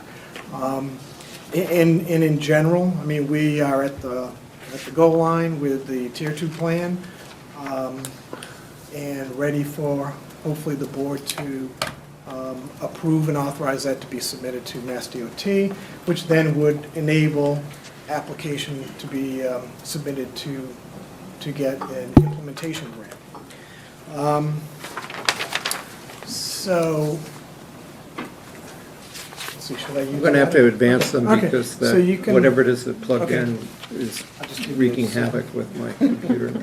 If you can skip down, okay, next. All right, so Complete Streets, just in general, just think of them as a roadway that really is designed to the best extent feasible to accommodate everyone, whether it's a walker, biker, senior, child, commercial goods, a truck coming in for a delivery to a store, public transportation. So it's sort of the apple pie kind of thing of, try to accommodate everyone. And it's not just for moving traffic up and down the street. This slide was from the Institute of Transportation Engineers, the Complete Streets Council, that gave a definition. Over the years, a lot of, and really I'd say the last 5 to 10 years, a lot of movement with a lot of different organizations, which finally we're getting sort of a cross connection between engineers, planners, public health professionals, and the like. So there's a lot of national and local organizations really coming with a lot of different perspectives and reaching the same goal at this point. So these are just examples, and again, Complete This Street. actually works now. So if you press that one, the bottom one. Thank you. So again, Complete Streets are for everyone, and the next few slides just show some reasons for Complete Streets. It really is sort of a culmination of previous programs. In the past, you've probably heard the terms traffic calming, safe routes to school, traffic management, neighborhood traffic management. So we were heading in that direction, and really the Complete Streets sort of brings it all together. Studies over the past several years have continued to show health benefits, economic benefits, general quality of life improvements. People feel better about things. You make the environment a little bit more comfortable to sit, walk, hang out, and not use your car.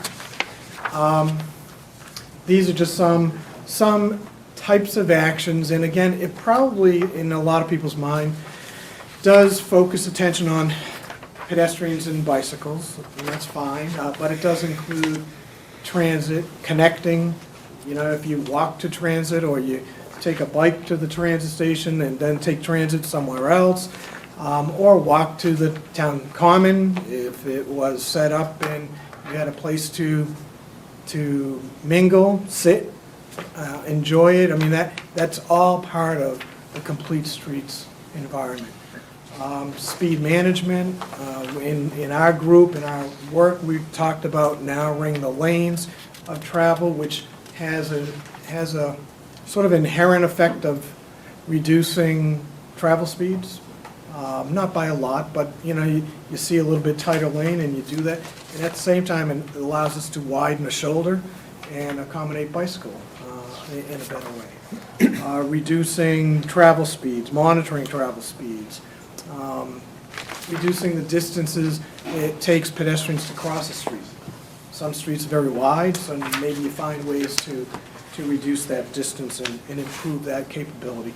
ADA compliance. In many of the communities we're working in, ADA compliance, the ramps at the end of the sidewalk, at the street, don't meet the current guidelines. So, that becomes another thing where we focus attention. These are, again, just enhancing pedestrian crossing. This is on the right, the rapid flash signal down at Kimball's as another example of highlighting a crossing.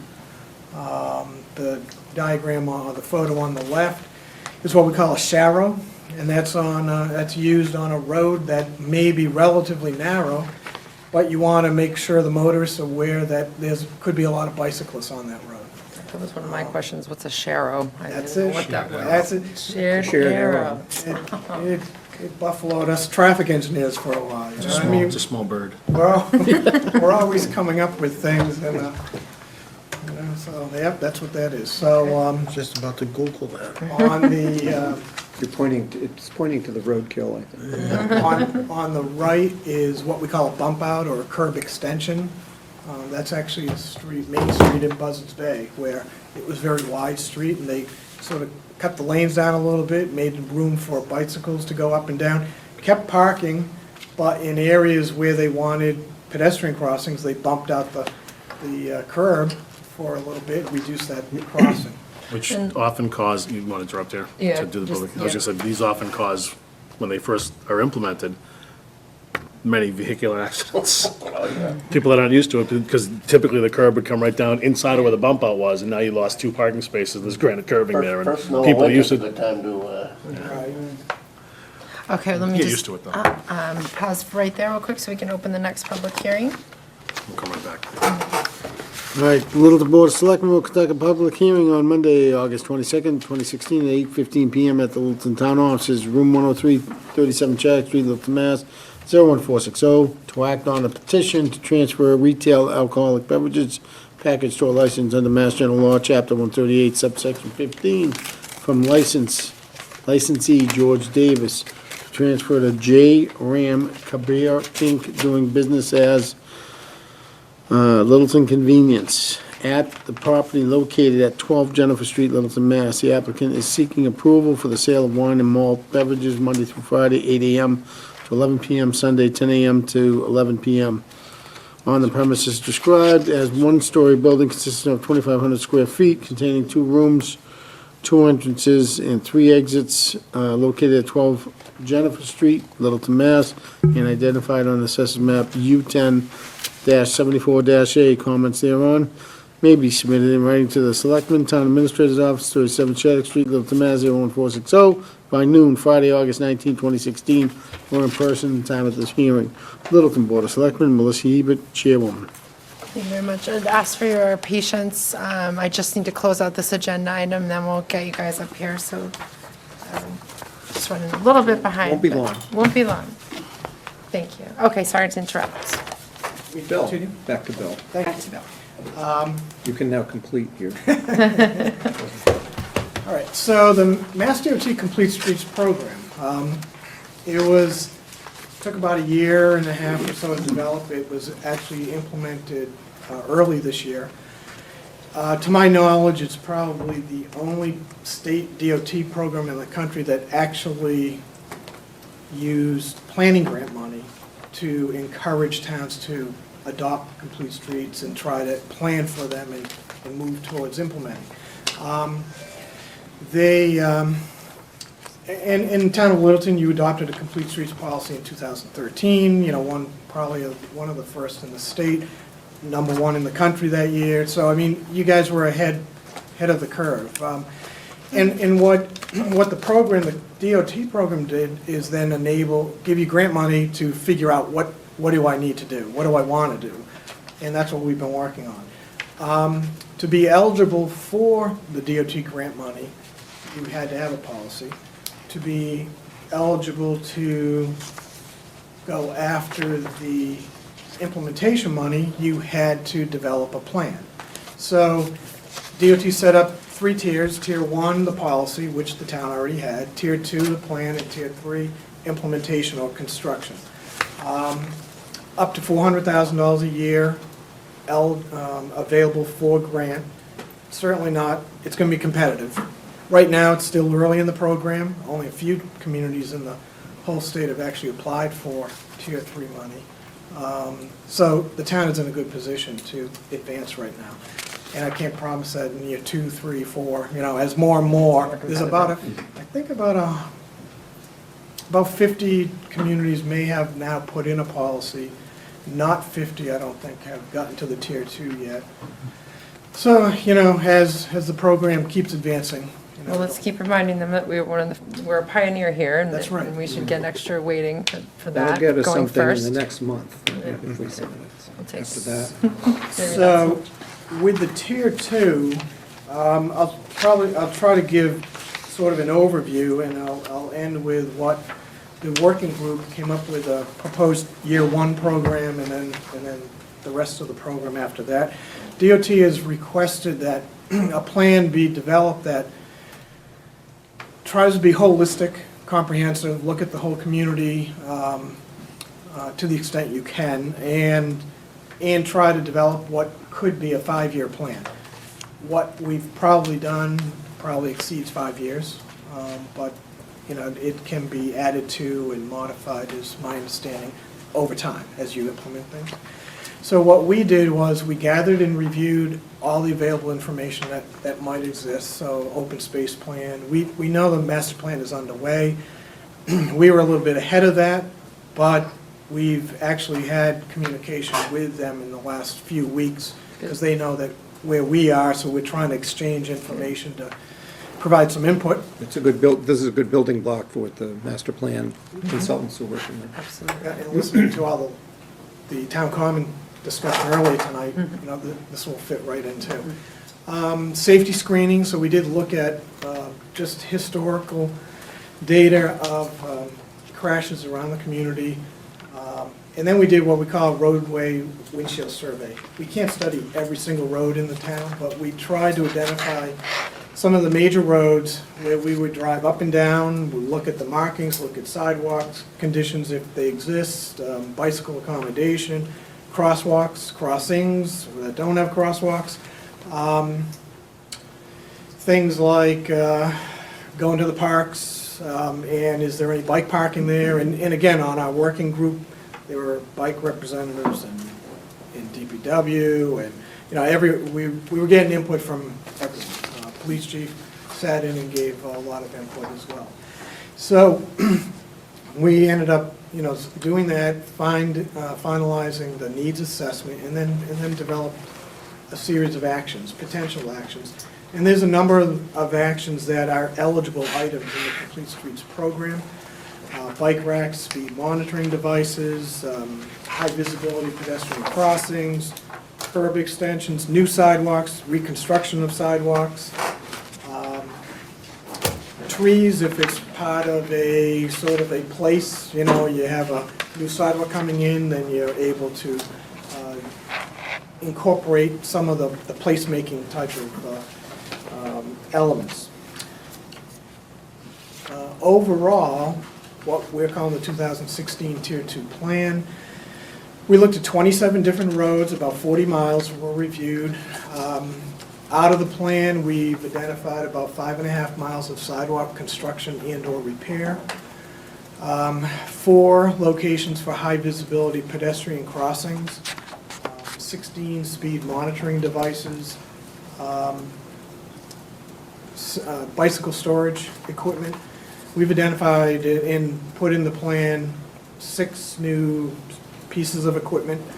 It probably gives you somewhere between 60 and 70 bike parking spaces capacity. And we've identified different locations for them. In total, the estimated implementation costs are about $4.6 million. And the potential, again, if you look at 5 years and you have the ability to apply for up to $400 per year, then there's the potential for $2 million of grant requests over the 5-year program. We're not required to do 4.6 in order to get 2. Potentially. It's just that we're required to have a plan. Right. Yeah, and you could not apply. It's a very thorough plan, too. I mean, it was amazing to see that not only police, but, highway, school department, others planning through Elder and Human Services, the Bicycle and Pedestrian Committee, and others had a lot of input to what's needed, so it's a great And plan. we started off, the first meeting was a public meeting, so we had some people from the public in, as well as it was broadcast, so we potentially got comments from that. And then the working group meetings were really a lot of good discussion back and forth. Key aspects of the plan. Could you just jump in real quick, Oh, just sorry. because you, just the last slide, you had 4 high-visibility pedestrian crossing signs. That's similar to what you referenced at Kimball's. Something like that, Yep. right. Now, many of the roads where I would anticipate would have those are state roads. Correct. We have limitations as to where we can place those types of signs. We ran into that at the high school. Right. Which it took us We 6 currently, years. we currently do, that's a great topic to raise, because one of the restrictions of the program as it currently exists is that you can't use the Complete Streets money on state roads. However, we're talking to the same state officials on other things, and they see that, if your downtown revitalization project involves a numbered state road, then there's got to be some coordination there and some give and take. So we didn't feel shy at all about putting it in the plan, like if there's the need, on. So out of that 4.6, maybe Mass Dot can come up with the other 2 million. Might be in state There you roads, go. but in particular, we saw the need for, to have a more vibrant Littleton Common. You're going to have places where you can slow the traffic down and cross from one side of the road to the other. So we weren't shy about that. We did not put it in year 1, though, because it won't get funded. Right. But it's in the plan, so that we can raise that with state officials. Okay, good. So, another example was Great Road, down in the commercial area. The point. On, The Donald side. yeah, Donald Yeah. side.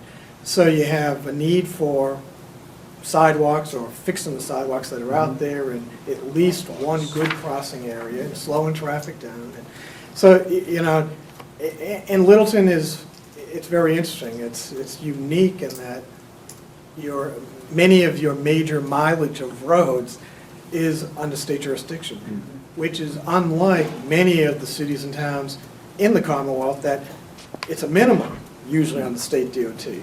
So they might be eligible for state funding, but it's not a state-owned road.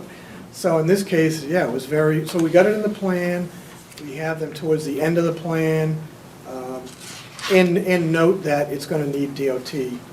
And we've got some strategies. Yeah, Like need to change the King policy. Street, where the gas line is being fixed up, there may be a resurfacing, and if a resurfacing's coming in, maybe Restripe. there's a way to get the sidewalk rebuilt, things like that.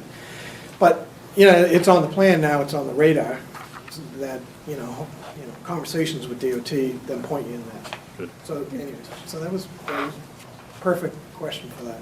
So our major focus certainly is increasing safe walking. Some of the surveys that the town did in the last few years point to a desire to walk, and a lot of the reasons that they weren't walking were, well, the sidewalks are broken, or it doesn't bring me anywhere. And it's a very, very good survey and informative. Creating that safer, more inviting environment in the town common, we saw a desire. You look at a lot of communities that do have a place where people feel comfortable and you can walk to, and you have some of the senior places where they live, it's very close to walk into the center, and so we see it all tied together. Improving the connectivity to public recreation areas as well as the T. And so that comes up in our plan, both from a biking and or walking, and then managing speeds on those key bike and ped routes. Our proposed year 1 does focus on Russell Street, where sidewalk, new construction as well as reconstruction from Great Road down to the middle school is on the plan. Some speed display monitoring devices on Russell Street to keep the speeds low around the schools.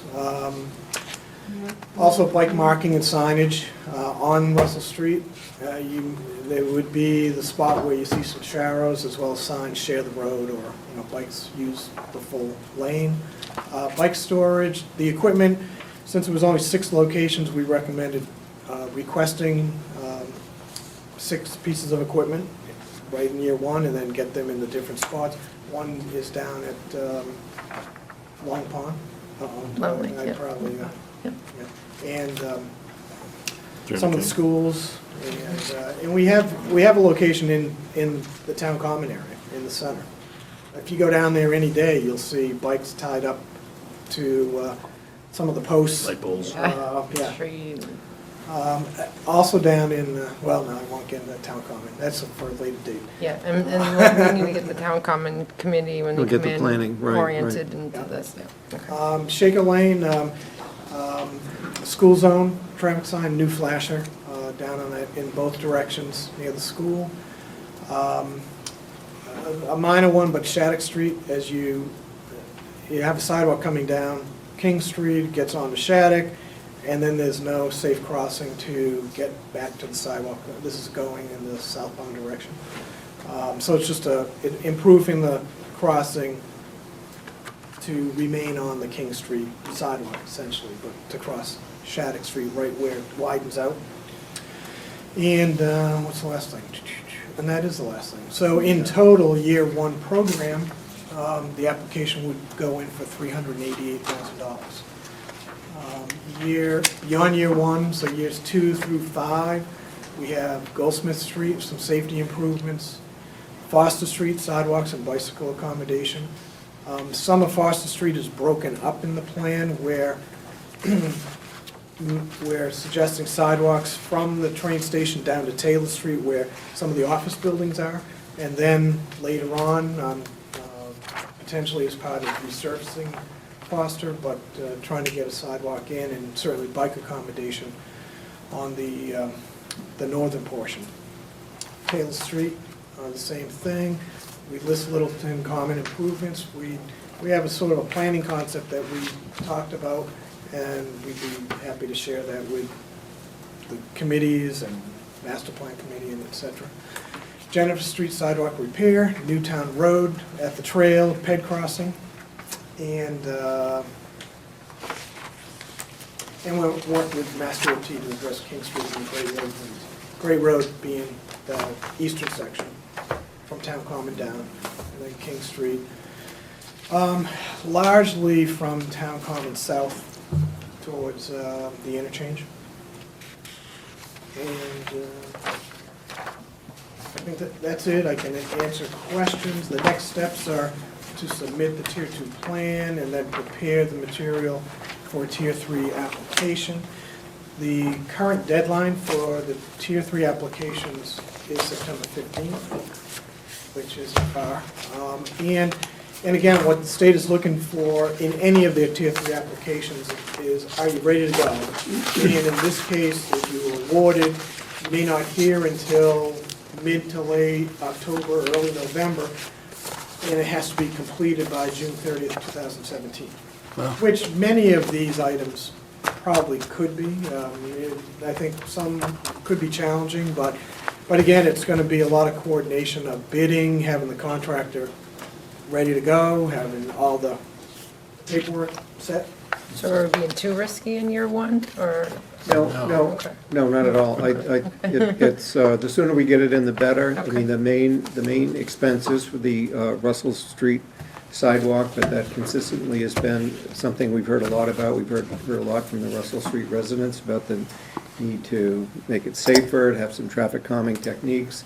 School department very much wants, and we all want to have the link between where the schools are and where the action is at the point. So we've got, this would connect. This would create a sidewalk all the way from King Street to Great Road. The portion of it shown in red exists now. And then what's shown in The yellow is the reconstructed section, and then the green is all the new section. What side of the street will the green be? I think it's on the highway. The commercial side? On the school side. School side. Good, good. Very good, well, thank you. And I just want to, I gotta say, going into this thing, I mean, I just had I was looking at Tier 3 all along, and what were we going to go for the construction funding?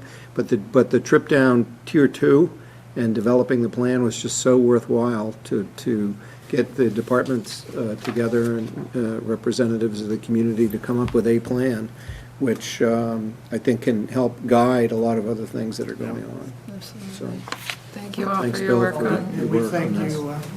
you. Very good. It's been universal problem solving tonight. Excellent. Well, I'm fully supportive of the board. Any comments, questions, or good?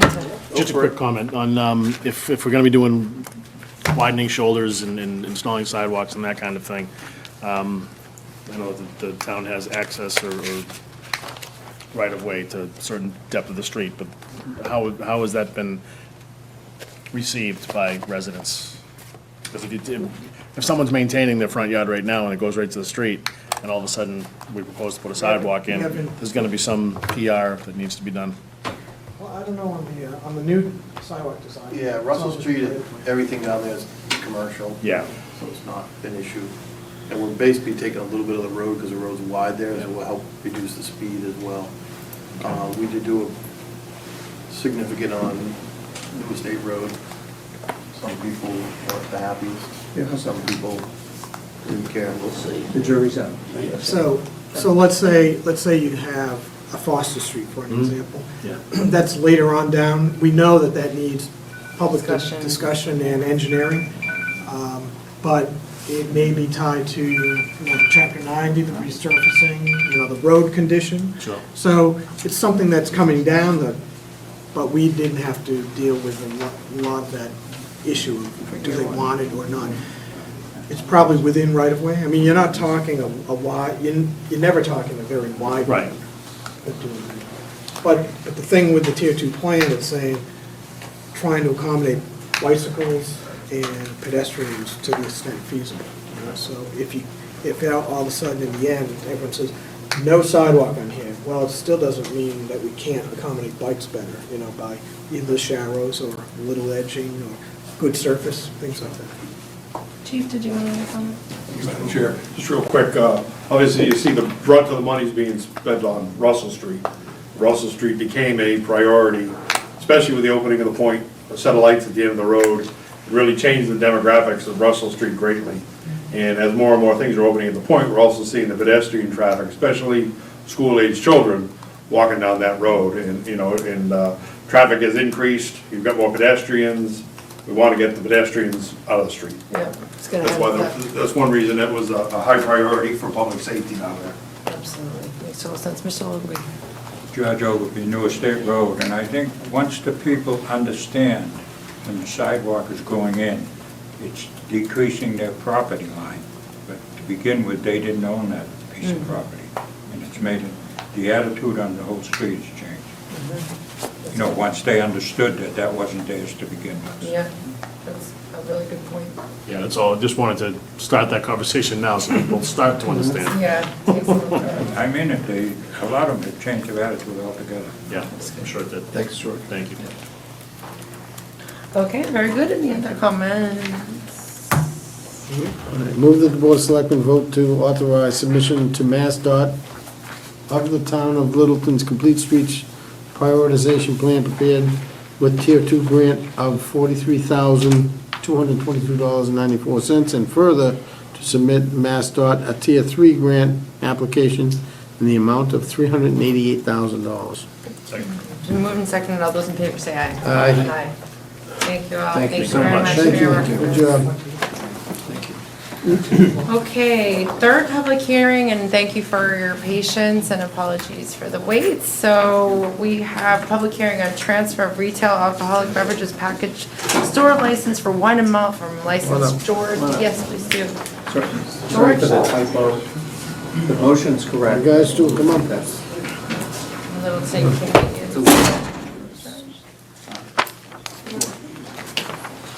Oh, you're fine. You're okay. You're okay. Have a seat. You can- That's okay. Ready to go. George, maybe. I can see it as well. Yeah, you Rob. Sure. Yeah, however you like. Just not too far away. Sure. So, I can give the introduction. My name is Matt Porter. I'm the attorney for J. Ramp Beer, who's the applicant here. And this is a transfer of a beer and wine license, as well as a DBA name change. As I'm sure you're aware, this is a former Tedeschi's. Tedeschi's was bought out by 7-Eleven, and in doing so, they started unloading quite a few of their stores around Massachusetts. This happens to be one of them. So this is a smaller part of a larger transaction. The liquor license here was held by the franchisee, not by Tedeschi's themselves. So the parties were able to come to some compromise. There was another beer and wine license available in town, but it made sense, from an economic standpoint for both of them to have a smaller transaction wherein the beer and wine was purchased here. I'm here with the two principals of the business, is Atul Bhagat and Rajesh Patel. Both of them have many years of experience in the retail industry, as well as experience within liquor licenses. So they understand the responsibility that comes along with the sale of beer and wine. And certainly with that, I can answer any questions that you may have, as well as these gentlemen. So basically, you'd be looking to kind of keep the business like it is, it's just a transfer? Yeah, it's a transfer name, and obviously Tedeschi's would not be okay with us continuing to use the Tedeschi With their name. name. So And- that's the DBA name change that goes along with the application as well. So it'd be Littleton Convenience, but the nature of the store will not be changing at all. Okay, that's what confused me, okay, because we also have common convenience. So we have Littleton Convenience and Common Convenience, you know that, right? It's just Yeah, making well, sure, yeah. It's all very con- close. It's all convenient. It's our middle name. There we Okay. go. And I see, we did hear from Chief, Deputy Chief actually, and no concerns on, No issues. Did you look at the other thing? You gentlemen own some other, can you introduce yourself too? I don't know who's who. I'm Atul Bhagat. Okay, I'm Rajesh Patel. nice to meet you. Nice to meet you. You have stores, I understand, in Air and Shirley? No, we don't know. No? These You don't? guys do not specifically. So the property is being purchased by another group, and these guys are going to be operating the store. And there's essentially a lease within the two corporations. So you Okay. may be thinking of the group of individuals that are purchasing the property itself, but these are going to be the guys that will be operating the store. And managers. this is the manager, yeah, and they're essentially the ones that will own the convenience store aspect of it. And then there'll be a lease between those parties. I got you. so 7-Eleven sold it off and you guys purchased? Yeah, so 7-Eleven, they purchased a bunch of the Tedeschi stores, and some they found that they wanted to hold on to. I'm not sure exactly what went into, their decision-making, but there was about 60 stores throughout the state that were unloaded, and this is part of that transaction. So our firm has actually had the opportunity to work on a couple of those transactions. They've been very smooth. They've gone through well. So I can't imagine any issues with this. So just some other clarification.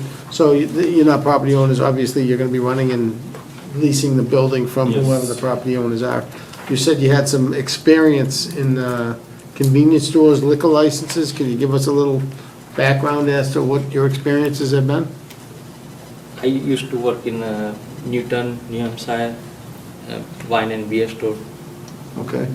So as far as the convenience stores, this is new to you? No, No.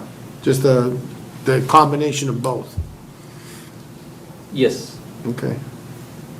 What's your experience? Yeah, same thing, the same town of Newton, New Hampshire. Okay. All right. The only other thing I have is, as far as, protocols for safe serve and tips and all that, all your employees will be certified, eh? Yes, Yes. will be well. Okay. We are planning to keep a couple of from existing and we're gonna work. You got some really, really big shoes to fill, I'll tell you. Yeah. Because the gentleman that's been running the store is a legend in his own, legend in Littleton. And he's, our expectation, at least mine anyways, because that's my neighborhood, is to be able to kind of have that same hometown, everybody knows everybody, and it's more of a community type setting, so congratulations. Thank you. That's all I have. Welcome. What are you gonna be doing, George, other than golfing?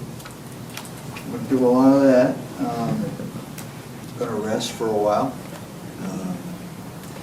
Have a daughter in Germany, a son in Oregon. I want to visit them. I want to get tired and not have to worry about the next day. Like George, you're going to be sorely missed in town. Absolutely. Honestly, I see you all the time there. Thank Who am I gonna chat with and tell all my troubles to? Lincoln. JD, I guess. It's like a bartender. Yeah, he really is. He always asks how my day is. So you guys better ask how my day is when I go down there. Okay, board, any other questions? Thoughts? Joe? Good. Okay. I'm sorry, Chief, I think I interrupted you. Yeah, we're okay, like I said, Deputy did check as much as information we can get, glean from the application, and no issues were found. We'll obviously work with them and continue to work with them like we work with all the liquor license handler, in town, so. Great.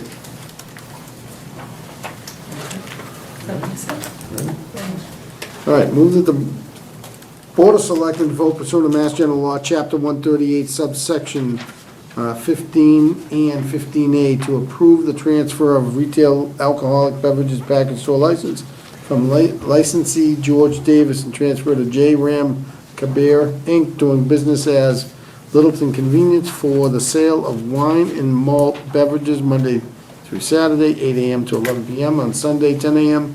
to 11 p.m. on the premises described as one-story building consisting of 2,500 square feet containing 2 rooms, 2 entrances, and 3 exits located at 12 Jennifer Street, Littleton.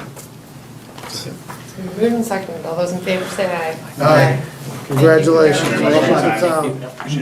Thank you. We'll miss you, George. Thank you. Thanks so much. Welcome. Congratulations on your retirement. I'll be back. I'll see you soon. All right, sounds Here's good. the, See you, George. Bye, See you, George. End of an era, that one. Okay, But you really missed it. Just this one, Keith? Yeah, just the top sheet, yep. moving right along. 8A, first item up, Keith would like the authority he has over other people's employees, over his own employees.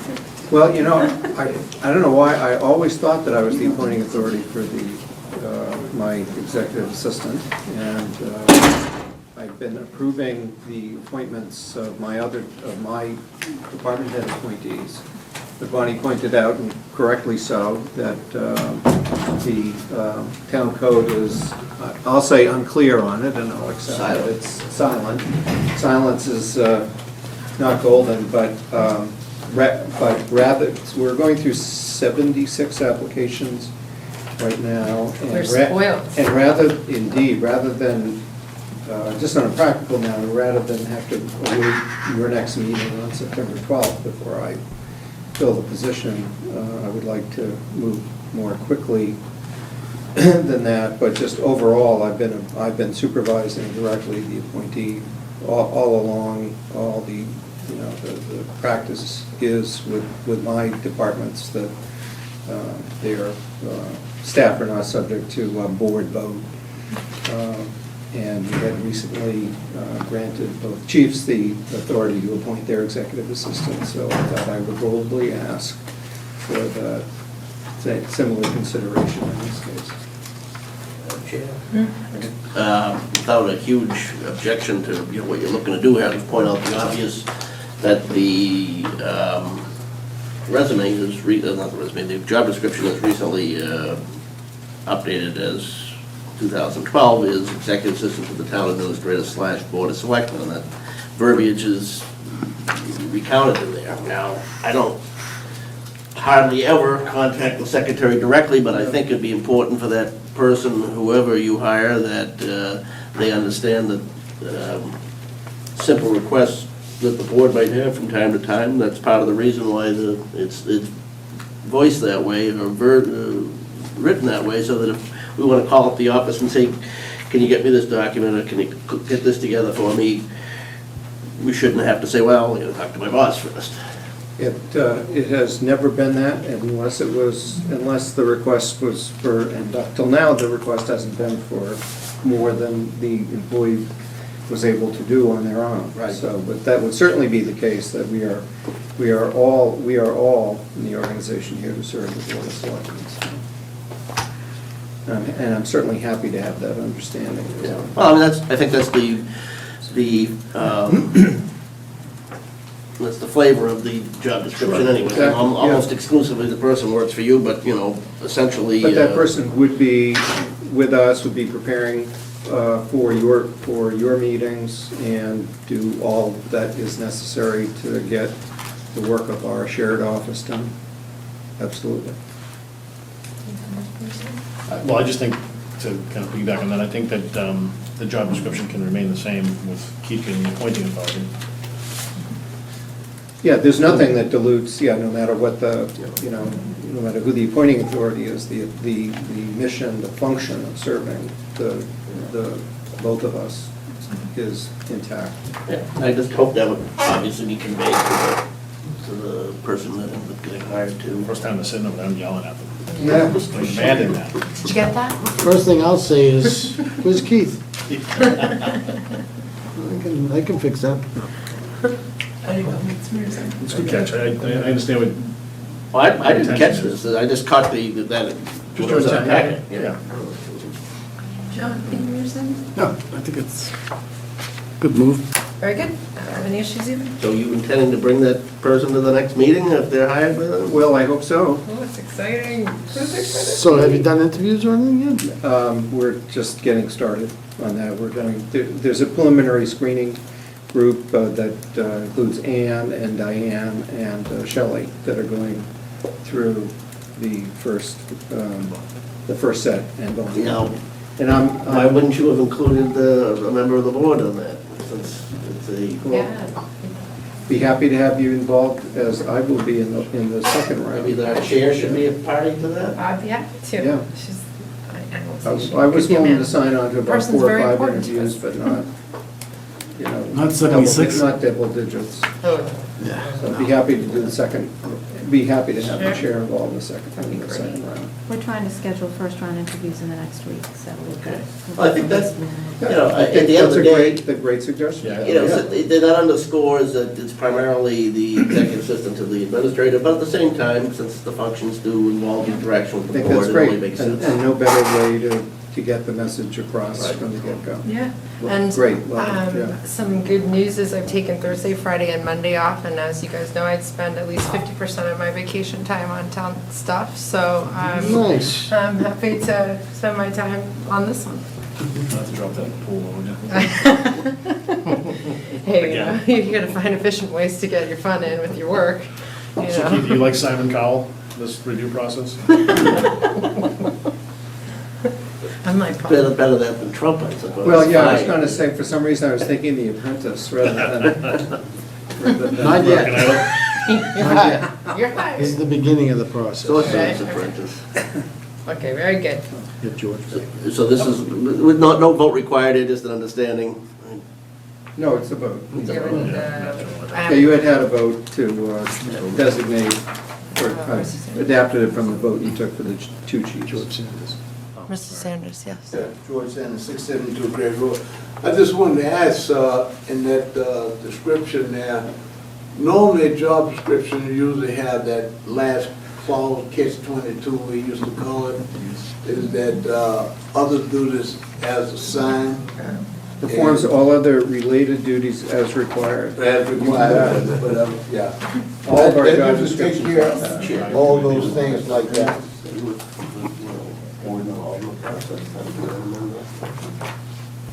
Sure. 20 and 30. Town mission. And that the. We have the chair. With the member And of the the- Board of Selectmen representative in the selection. And the the and the process, chair yeah, shall something. participate in the final round of interviews. Okay. Chair and You good with that? That's it? Yeah, fine, as long as there's some language Yeah, yeah, yeah. reflecting that in there. Move that the Board of Selectmen vote pursuant to Mass General Law, Chapter 41, subsection 1, to designate the town administrator as the appointing authority for the position of executive assistant for the town administrator, and to ensure the chair of the Board of Selectmen is involved in the second round of interviews prior to the appointment. Or designate. Or designate. Second. It's been moved and seconded. All those in favor say aye. Aye. Aye. Congratulations, Keith. Thank you. And look forward to being involved.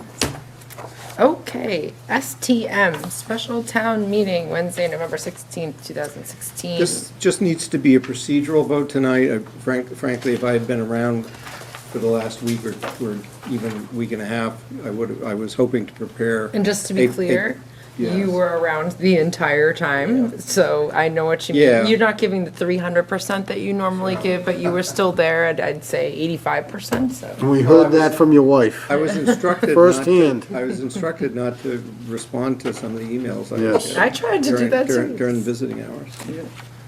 Sorry, just had to say. So I appreciate. Always giving your all. I appreciate that.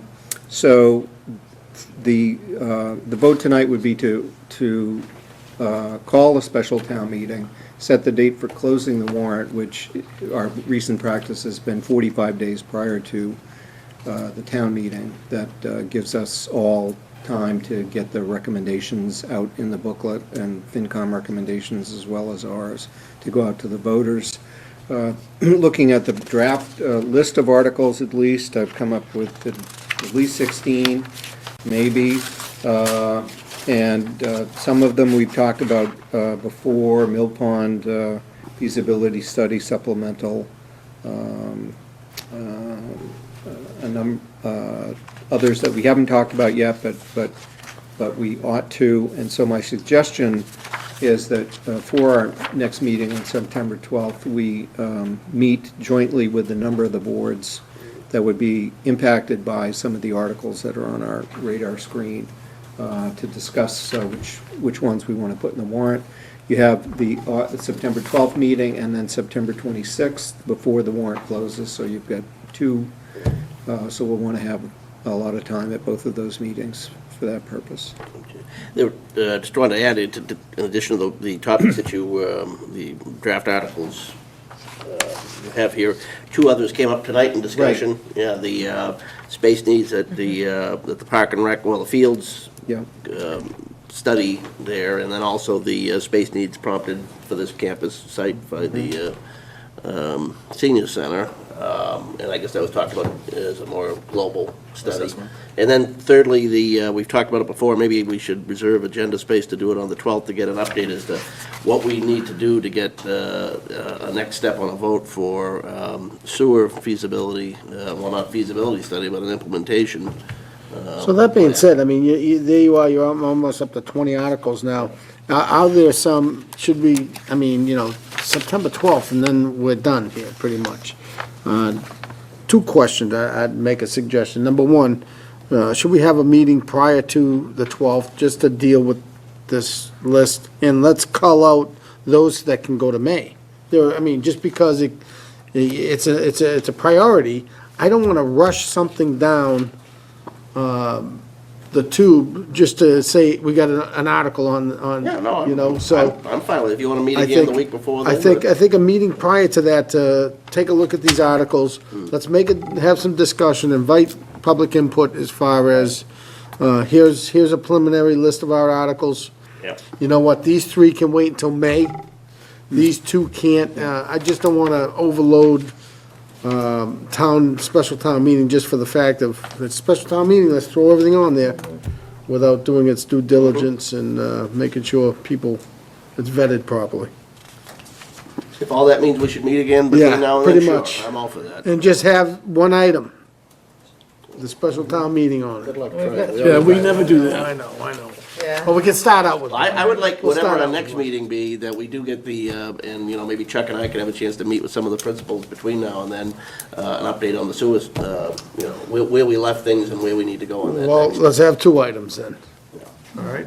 So prior to the 12th, what are folks looking like? Didn't bring my calendar. Well, you got the Monday part of that is Labor Day. Right.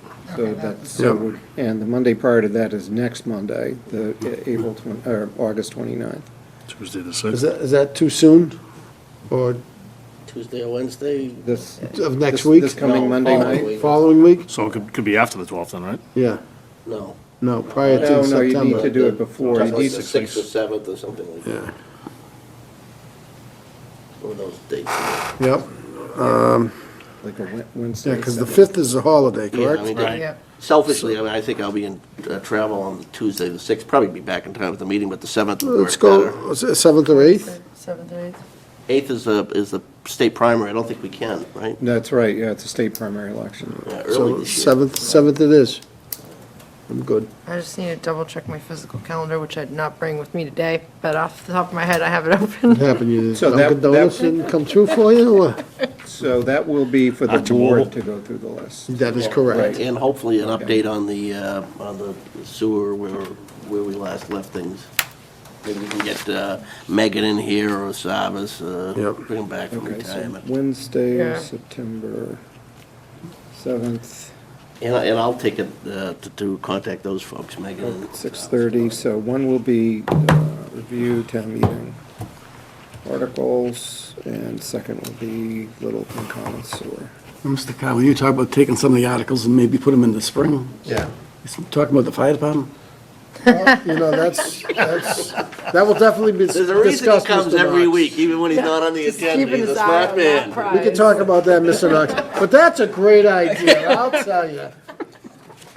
Yeah, that, I mean, even on this list, very quickly by that standard, for example, that, number 7, Blended Community Preservation Act, that can go to May. Doesn't require anything. Rescind unused borrowing authority, that could go to May, although I think, It should be easy. I mean, it's quick, but you could take it off. The care custody control of this property, that's just bring it to a future town meeting. We've lived in whatever confusion we're in for, decades, so. But Chief, if I can get clear, what is your objection to the growing list? Is it just the size of it? Because, I mean, I used to be a stickler years ago that the fall town meeting was a special town meeting, blah, blah, well, we've kind of, that's long gone. Well, I Kinda like- think more than the ones you just mentioned. Yeah. That's tight timeframes to get those studies and get, you Well, know. it's just to get the funding to get them off the ground so we can do them. Yeah, but no one's heard of it, you know? We had one meeting tonight. It's gonna Yeah, be one usually more the meeting. finance committee is a pretty tough customer to get Yeah, by with so, I those mean, appropriations. Those are the ones, That's the old days? Yeah, right. Okay. that's all, you know. Yeah, all right, well, that's, We can, we'll can talk about it. Oh, Yeah, that's We'll talk about it on September. I mean, the specific item of seeking funding to do a study, for any of those topics may be new tonight because we've talked about it in context of the special town meeting, but none of those topics are new. They've been bouncing around forever. It's particularly on those that we discussed tonight, of the space needs study for fields and for town office space or town government space. Both of those, as far as I can see, would be welcome in terms of sorting out and providing some context in which we're, for It's just projects tough that to we do are- next steps without that happening. So if you don't do those now, So who are we gonna task to do that? Who's gonna be part of those committees that just get the funding and figure that out later? I think we talked through some of that. One of it, Chuck and I are already on the field thing. Who was on the I took You and I, so, the community.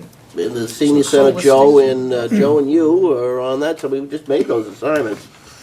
So quit your belly aching and get to work. stop vacationing. All right. Look, I don't. If we hash this out, as you say, on the 7th, and we decide Yeah. a couple of these things can't go, so be it. I was wondering what your logic was. I just, it's the first time seeing it, number one, and we just added 3 more on, and let's get through the list. Right. Okay. I don't wanna say, let's do this now and not have another meeting, because 12 is gonna fill up quick. Then it's the 30th, warrant closes. We're on for the 7th, right? Perfect. Pending Melissa's Yes. availability. Indeed. Okay, so what's the motion say here? So we're calling the town meeting and then joint board meeting. Okay, I think we're good to do that, right? Right, because that doesn't impact our 7th meeting at all. Right. Move that the Board of Selectmen vote pursuant to Mass General Law, Chapter 39, subsection 10, call a special town meeting for Wednesday, November 16, 2016, 7 PM in the Charles Forbes K Gymnasium, Littleton Middle School, 55 Russell Street, with the warrant thereof, therefore, to open forthwith and close on Friday, September 30th, 2016 at noon. Secondly, move that the Board of Selectmen vote to invite the following boards to meet on Monday, September 12, 2016, to discuss potential town meeting articles. Finance Committee, Permanent Municipal Building Committee, School Committee, Park and Rec Commissioners, Library Trustees, Community Preservation Committee, and Conservation Committee. Conservation Commission. And to schedule, and you want to schedule a special board meeting for Wednesday, And to schedule the 7th. meeting September Do 7th. we want to potentially add COA or Health and Human Services, or just that list of committees? And I'll say So, second to number yeah, one. based on, Yeah, yeah. yes, based on what we We Our talked discussion about tonight. tonight, Our so. discussion so- tonight. At least we have the opportunity. Right. Council on Aging. Park and- Yeah. Park and Rec's already. We got Park and Park and Rec's Rec already- there. For water library. department too? This is When we talking about sewer and all, you Yeah, know? Board of Health would be good. Okay. Water Department, Sure. throw them all in there. They don't have So I'll to say come, but we second, want to second, invite and them. Yeah, second, one big happy family. as amended. There you go. It's been moved and seconded as amended. All those in favor say Aye. aye. Aye. Very good. We're well on our way to making town meetings successful. We both vote, both of them at the same time, is that all right? Pool them? Two motions? The two motions have been moved and seconded. Yep, Very good. got them all. Thanks. Bond anticipation, aye. Bond anticipation notes for road improvements and water betterment. I don't know if Bonnie, this is your gig, or if Sure. Basically, we did have some bond anticipation notes or bands that were coming up for renewal for two different projects. One was our roadway plan, and one was for the water betterment project for the Point property. We did go out for bid, and we received two successful bids. The first one was $870,000 in notes for the water project at a cost of 0.84%. Wow. For 6 months, because at that point, the project should be completely wrapped up, and we are looking at doing some refunding of existing debt to save some interest. And at that point, we'll probably roll it all in together for a new bond or formal placement. The second one is for the roadway plan. It's $1 million band renewal. That one came in at a cost of 0.90%, so again, both of them are under 1%. That one is for a year, and will come back on September of 17. So very happy to have the bond rating. Yep. Ready? anything on this? Nope. It's all good. Move that the Board of Selectmen vote to approve the sale of $870,000 bond anticipation note of the town for water mains authorized May 5, 2014 special town meeting, Article 4, dated September 2nd, 2016, and payable March 2nd, 2017, to East Hampton Savings Bank at par with the net interest cost of 0.84%. Secondly, move that the Board of Selectmen vote to approve the sale of $1 million bond anticipation note of the town for roads authorized by the May 5th, 2014 annual town meeting, Article 16, and November 14, 2012 special town meeting, Article 6, with $500,000 issued against each vote, dated September 2nd, 2016, and payable September 1, 2017, to East Hampton Savings Bank at par and a net interest cost of 0.90%. It's been moved and seconded. All those in favor say aye. Aye. Thank you. There are two forms, and each person has to sign 3 times. Okay. 3 times on each form? Can I use this, can I take the pens and everything? Perfect. All right, 8D, tax title vacate foreclosure judgment on 3 Bumblebee Lane. So, This is also from the treasurer. oh, okay. The treasurer. Bonnie, is that something you Yes, I can? can absolutely do that. So this one is basically, we are looking to vacate a foreclosure judgment that we received last year. We have been approached by the owner, who indicated that they would like to pay the amount in full with fees and all of the charges. They would need to do that by August 26th at 4 PM, and they've indicated that they would. but we need to secure this vote of the Board of Selectmen to allow them to do that and then retain ownership of the property again. So, Okay, it's right down to the wire. I mean, the 26th is the deadline, and it would be the 3-year period, but they've indicated that they will be in. Okay. This is the same, we had a similar matter on Foster Street with the same. Yes, we've done this in the past. We certainly want to, I mean, it's a twofold picture, right? We want to support our property owners, and it is their property, and we want to, And the again, bottom support line them is, on that. if you did not, they would likely appeal it to the court, and it would be very likely that they would win. Main court, So- yeah, Mm-hmm. overall. So I- There's no reason to object to this. Yeah. And if they don't pay it by the 26th, then it reverts back. We retain, yeah. Absolutely, I don't see any issue with that. I think it's good. So we It's a move good forward. win-win, yeah. Yeah. We get the taxes and they get their property, perfect. Any, Well, since he's signing, I'll read. Move that the Board of Selectmen vote on condition that all past due taxes, fees, and interest totaling $22,649.28 are paid in full on or before August 26, 2016 at 4 p.m. to authorize the treasurer to file a petition with the land court to vacate the judgment of foreclosure entered in case number 14 TL 148927 against Alfred C. Herget III, trustee of the family trust, with respect to the land located on Bumblebee Lane shown on Assessors Map R08-4-5. The treasurer is further authorized to file a motion to withdraw the complaint before closed with the land court. Second. it's been moved and seconded. All those in favor say aye. Aye. Thank you very much. Thank our treasurer. Okay.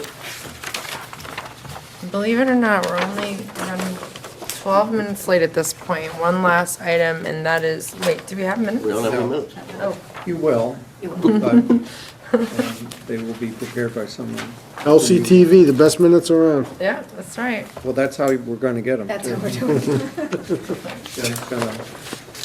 Working on them now, she's. Did you really? No. Yeah. Okay, with that being said, I'd look for our last motion of the evening. Motion to adjourn.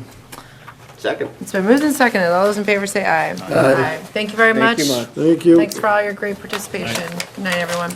Good job, Keith, especially given everything this past week. I know, you're unbelievable.